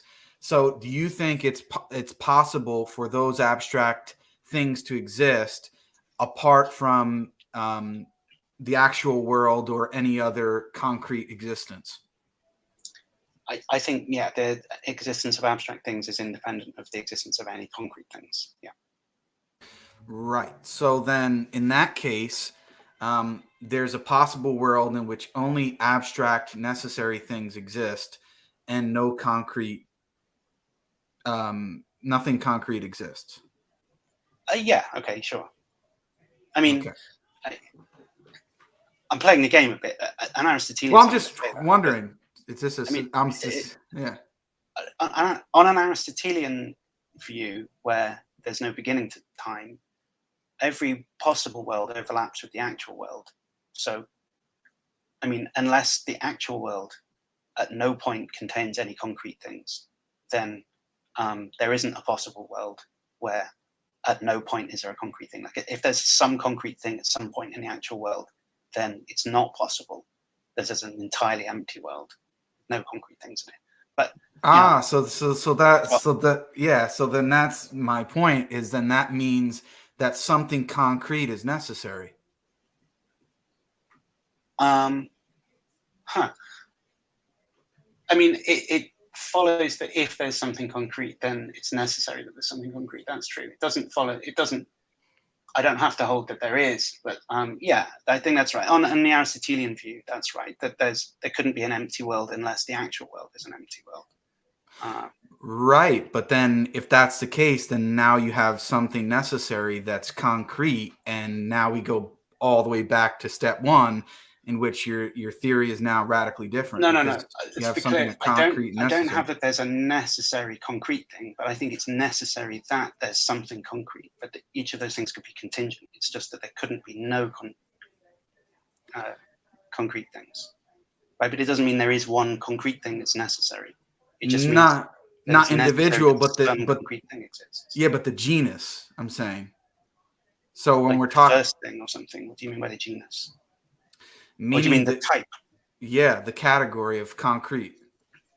Oh, so something. So the category concrete. of something being concrete, that's necessary. Yes. And so I'm not saying that therefore you're forced into a particular molecule or a pen. Yeah. Okay. I'm not saying that. I'm not saying that, but the category of concrete existence would then be necessary. Yeah, okay. Well, that's compatible with me saying every concrete thing contingently exists. Yeah. Right. But now, to me, it seems like you're getting a bit closer to the view that we're trying to represent. Maybe a little bit, but I'm not sure that it's significantly closer because so let me see if I can retrace the steps where we just got to. So yeah, sure. Because maybe I'm missing this, but what I was advancing that view that there's a beginning sequence of contingent propositions, let's say contingent concretely existing things or something. And you said, well, that view suffers from this problem that it can't explain why there's something rather than nothing. And then you said, well, on our view, there's a necessary concrete thing. Then I said, well, problem with that is it doesn't explain anything if it's a necessarily existing concrete thing. And now you're saying, well, on the Aristotelian view, it's necessary that some concrete thing exists, brackets, if it's actually true that some concrete thing exists, whatever. What's the significance of that concession? How does that? I'm not sure how it deals with them, because my rebuttal to your point was you're not explaining anything if you've got a necessarily existent concrete thing, because necessary truths don't have explanations. Yeah, and I'm not sure that you're disagreeing with me about that or not. Yeah, because I originally was, well, I shouldn't say originally, but the step in the discussion I wanted to go back to is when I was talking about a possible world in which abstract objects exist, but no concrete object exists. Originally, you said yes, but then you thought, given your Aristotelian view of what you were if I'm going to play the representing, if you're sticking to that, then you're saying no, that's not really going to work. So then, if the before we get to that bit, just whilst we were still on the point that because you said on our view necessarily existing concrete thing exists, and I said I don't understand how that provides any explanation. Before we start talking about whether I think there could be no concrete things, I'm just not clear whether you agreed with that reply or whether you disagreed with it. Agreed with what? That necessary. I'm saying necessary truths don't have explanations. Do you agree with that? Yeah, in a sense that I don't really like the self-explanation idea. So if there's an entity X that's concrete and exists, and that's a necessary truth, nothing explains that X exists because it's a necessary truth, right? No, there's nothing. We just there's nothing outside of the thing itself. No, that's explaining. Okay. No. So originally the criticism was, I can't explain why something rather than nothing exists. And I said, well, what happens on your theory? And you said, well, on our theory, God exists necessarily. But now I think I've just got to concede that nothing explains that. So how can it be? Well, because now I'm showing that you're winding up in the same place. But before we talk about that, it still feels like you haven't. Are you agreeing then that your theory doesn't have an explanatory advantage because it doesn't explain away why, it doesn't have anything to say about why there's something rather than nothing? Positing a being that exists necessarily with no explanation can't explain why something exists rather than nothing, can it? Well, when you say why is there something rather than nothing, right? And we're including concrete existence in that, I'm saying that if God is a necessary being and he exists in all possible worlds, that in the sense explains the question of why there couldn't be non-existence. But nothing explains why he exists. So it's only to take one step back in the chain of explanation, and then you find that you're at. Because if I say, look, it's just a brute contingency that something exists, then you might rightly complain that, well, take one further step back. Why does that brute contingency exist? I say, well, no reason at all. And you say, there's no reason then. It's no good to just give me one step of explanation away from the kind of precipice of there being no explanation beyond that. But it seems to me exactly what you've done by just giving me, just some object exists necessarily, but nothing explains that. I mean, if anything is an unsatisfactory explanation, it must be that. Mind if I jump in here, because this is great. I mean, I've been listening. This is awesome. But so I think at this point, I think the most important point here is that, well, it seems like this is going to boil down to the fact that on both views, I'm not saying you're necessarily committed to this, Alex. I'm just saying, as far as the discussion is concerned, both views are going to commit to something necessary. But right now, there's the question of the overall theory. And wait, how is there a difference? You're saying that there's something necessary, it has no explanation. I'm saying there's something necessary, it has no explanation. But I'm not really sure that's the case. So first of all, there is the question of whether self-explanation makes any sense, and that's controversial. So we can either accept that there is self-explanation or say that something doesn't need an explanation. Now, if we go for the latter, something doesn't need an explanation, we can either say it doesn't need an explanation by virtue of it being necessary, period, and that can literally be the tree right outside my door. It just doesn't need an explanation. It just that's just it. Or we can say that there is something about the nature of this thing that doesn't call for an explanation in a similar way, although the analogy isn't perfect. So like an analytic truth, like A equals A, you're not going to ask for an explanation for that. Now, it's obviously difficult to think of something like that in the concrete world, right? Because it's not an analytic truth. But then at least what we're saying is that these are two views, and we're thinking of the explanatory power on one view. So on one view, there's just a rock that's self-explanatory.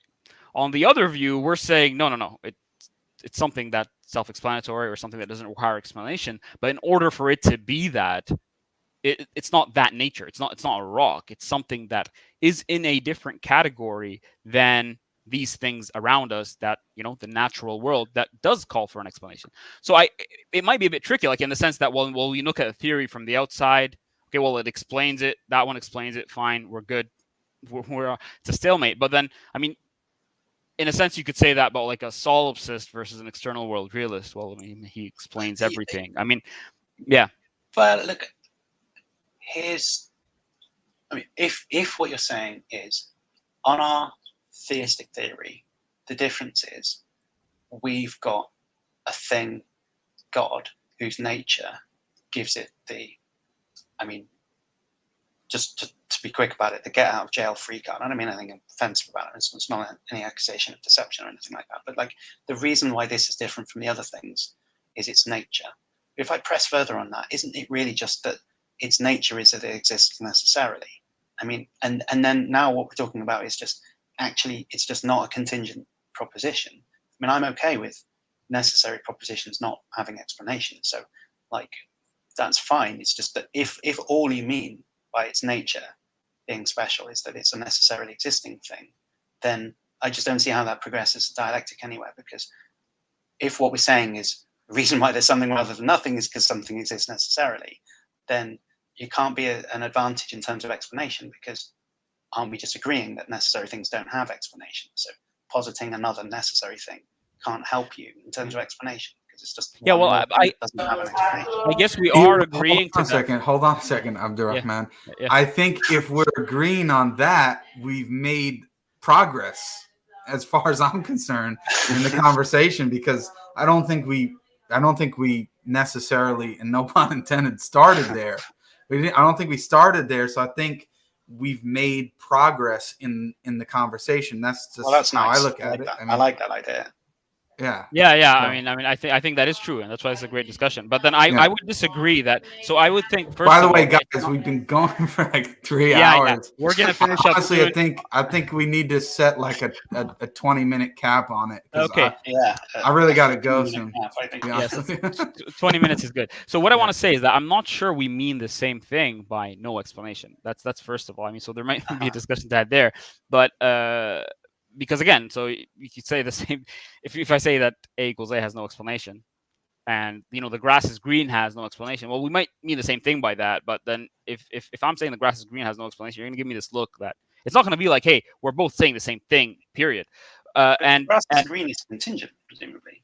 Yeah, but that's kind of the point. So that my point is that, well, in the case of what you're positing as necessary, I am saying that, well, again, back to the skeptical problem, because I think this is mostly an epistemic question. It's well, what is it about a natural thing that is necessary that differentiates it from other things that are contingent? And can we say anything about a, like, you know, hypothetical, necessary, concrete thing about its nature that qualifies it to be this thing that doesn't require an explanation? It seems we can, just from, like, even by just looking at like analytic truths, it seems like we can look at something and not need an explanation, versus not just needing an explanation for something that's screaming out for an explanation. Well, I mean, but let's not mix up the epistemic and the metaphysical again. I mean, I might look at a proof and understand it straight away, but that doesn't mean that you know, that my ability to see it quickly or something doesn't mean that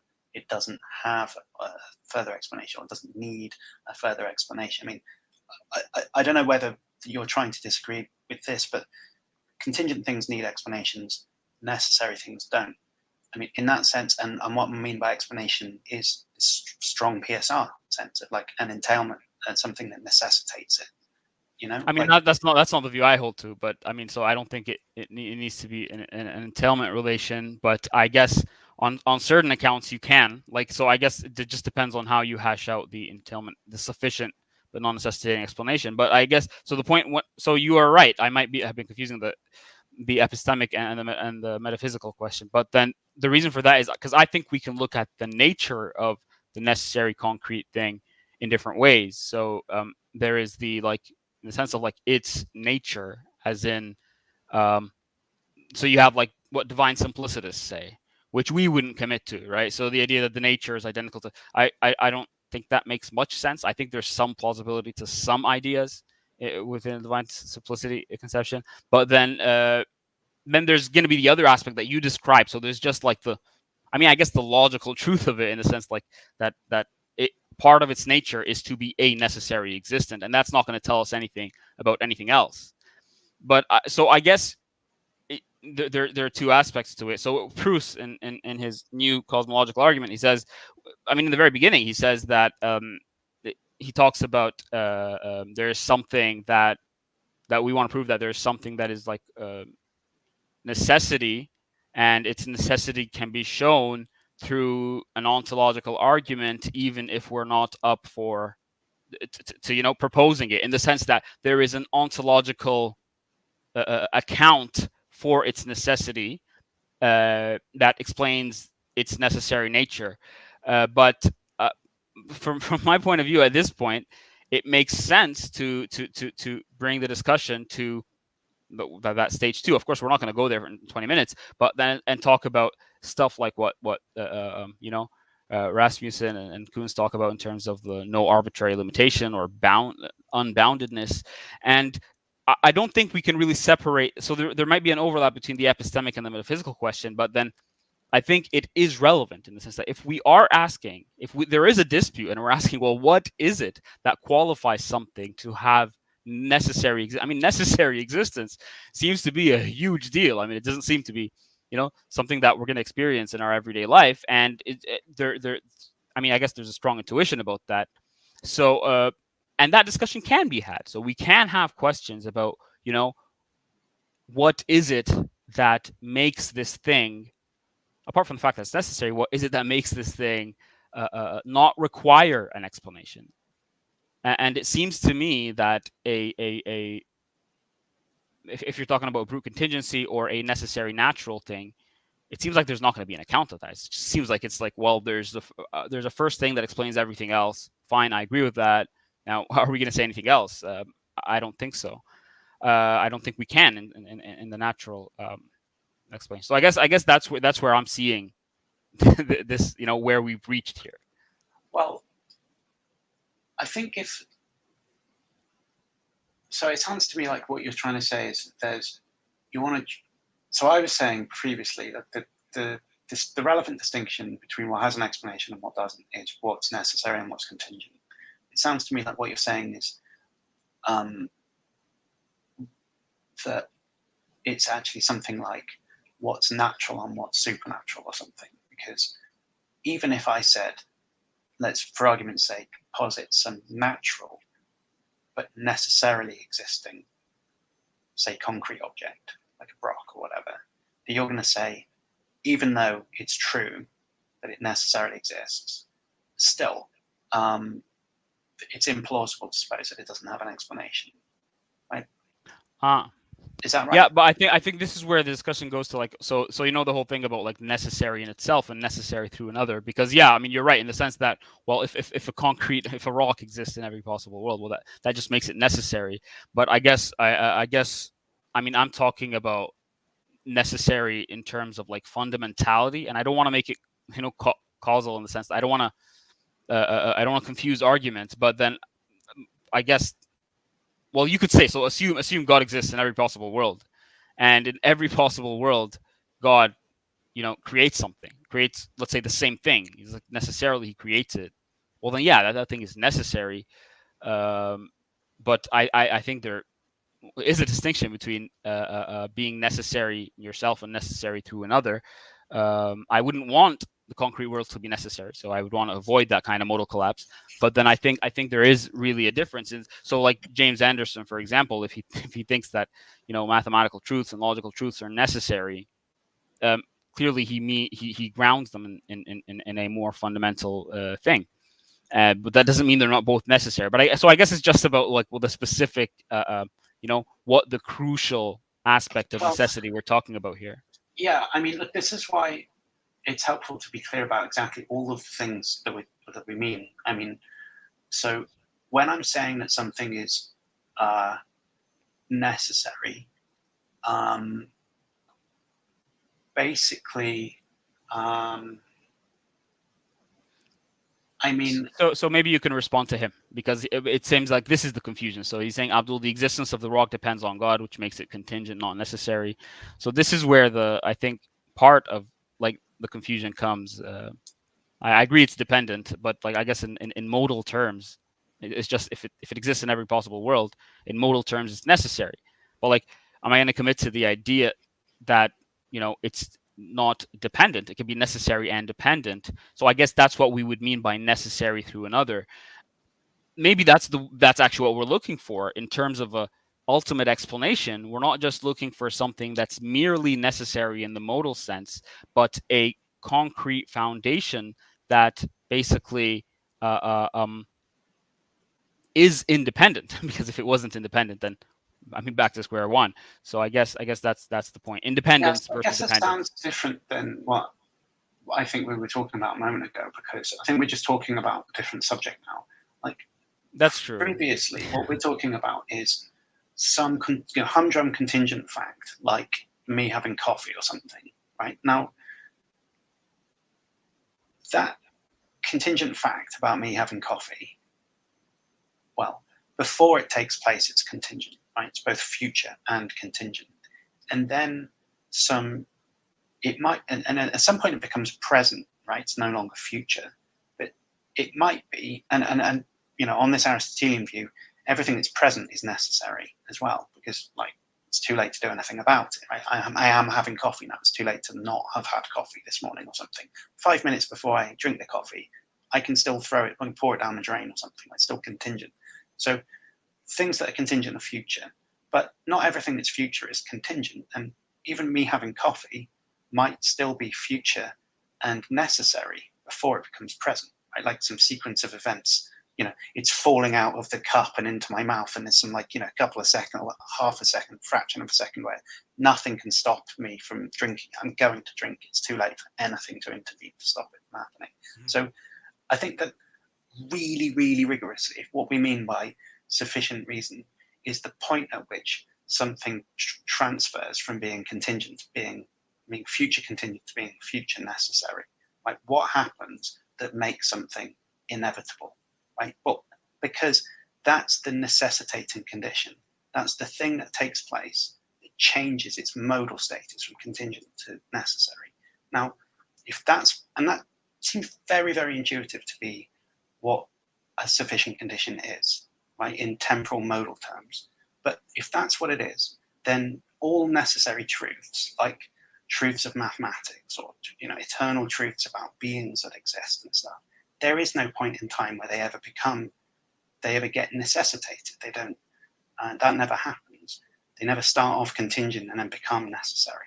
So yeah, there is but it seems like you reach with Jake to the point that I guess we're talking about many different topics here, because it seems like you reach with Jake to the point that, well, okay, so let's talk about this fundamental necessary thing, and that there is let's say there is something that's necessary, right? And so assume that everything deterministically follows from that necessity, then right, everything would be necessary. But I guess when we're asking the grander question about accounting for the necessity of that, you could take it as a whole and account for the necessity of everything. But I guess the point is, whatever does account for the existence of contingent things, that is what we're focusing on, and that's what we're that's what I think. I mean, that we can say. I think I think the agnostic or the atheist position, and sometimes I think it stops too early, because I think there's more things that we can say about what would make something necessary. Well, there's more things you can say. The question is whether that makes any explanatory difference, whether you say them or not. Like, so let's suppose I say that it's necessary that there is something, on my view, right? But that there's no explanation of anything else. You can't say anything more about that. And you go, aha, on our view, we can say a bit more than that, because not only is it necessary that there is something, let's say you agree with that, but that there's a reason why. And the reason is because God made all of the stuff, right? Mm-hmm. But so you can say more about it. But the question is, does it actually do anything to say that? Yeah, I think it does, though. What advantage it gives? I think it does, because I think you said in the past that, I mean, you see the intuition beyond positing something like, let's say, unboundedness or limitlessness for necessary things, that there seems like there is an intuition there, and that we find that in science too, among physicists, when they talk about ultimate explanations and stuff like that, and unwanted, like, arbitrary variables in some models. And so I think in that sense, well, if there is that intuition, well, then I guess there is something we can say that adds explanatory power. How is that explanatory power? That just means that what you're saying is that, like, the extra thing that I add to the explanatory story also satisfies an intuition that I've got. That's not the same as explaining more things. So I guess it wouldn't explain more saying. So if you look, so again, so what I said earlier is, if you look at the theories from the outside, yeah. So this explains the data. That explains the data. I guess right now I'm talking about given other considerations, which is more like stage 2 consideration. Yeah. Okay. So we're talking about other explanatory virtues. Yeah. Yeah, that's what I said. Stage 2. Yeah. Well, here's a theoretical virtue, ontological simplicity. You're positing an additional entity. So you, I mean, okay, you're saying it satisfies an intuition that you've got about, like, maximality and limits or something, but it contravenes this, like, otherwise rational principle. We shouldn't add entities if we can get away without them. So you're paying a cost for that. I mean, so if the cost was equal to the gain that it gave you, then there would be no benefit to doing it. And it seems to me that the cost massively outweighs the benefit that you get. I mean, the intuition is flaky as hell, but the ontological cost is massive. Like, you're positing a necessary concrete being, whereas I'm not. So obviously there's a big ontological cost there that's not disputable. But the value of satisfying some intuition you have in metaphysics is very, very dubious, it seems to me. So, I mean, at best they match, in which case it's not an advantage, but actually they don't match. It's just a cost that doesn't pay for itself. So I think you're losing still on this. Yeah. So I don't think there's I don't think. Yeah. I don't think it's a flaky intuition, to be honest, because again, so so what you're saying is that there is an ontological cost, but then and before going to the ontological cost and talking about simplicity, because what the simplicity is going to assume, simplicity only matters as, like, a tiebreaker, all other things equal. So, like, let's assume, for example, that I have a theory that explains diversity in nature. In terms of explanation, it explains it just as well as, like, evolutionary theory does, and let's say it posits less. So obviously there's more of, like, a quantitative simplicity here, but then assuming it's simpler, that means nothing so far, considering the evidence. And I guess when you look at the broader picture, I mean, everything we said about the PSR and explanation and the nature of the contingent world and natural world, and what does call for an explanation, does give serious merit to the idea that we need to that we can utilize these a priori notions about the way the world works to say something about the ultimate nature of reality that would get us out of certain skeptical arguments on the one hand, and that would ontologically, presuming we're right, account for necessity on the other. And so I don't think that's just a flaky intuition. I think I could say it's a flaky intuition that we think that causality operates the way it does in the external world. And while you can appeal to your intuition, but then obviously, the solipsist or somebody who doesn't believe in external world realism is going to be like, well, that's a flaky intuition. And I, as let's say an idealist or a solipsist, I'm explaining everything you explain. And if we take, like, the skepticism, like, about external world realism that's been dominating philosophy for a long time seriously, then I think it's really worth taking seriously the possibility that our intuitions about the external world are flaky. But if that's the case, then I think we fall into a problem of skepticism that we don't really want to fall into. The sense that I want to say I have empirical knowledge of the world. I want to say that things don't just happen, for no reason. That there could be just this red ball that exists eternally for no reason. I want to say that our intuitions, although fallible, given the reality that we kind of agree that we do have knowledge, our intuition can play a good role in helping us distinguish between something that clearly screams out for an explanation and another that is a more plausible candidate for fundamentality. I guess that's the gist of the way guys, it's like 20 minutes. I think Alex, if you guys are fine with it, I think we'll give you the last word. And it is 10:30, so kind of wrap it up, because you did say you didn't want to be on till midnight, and it's sorry 10:30. for... So that's all right. if you want, you can give your final reply to Abdul, and then maybe just sort of closing remarks on the conversation and how you think it went. So I guess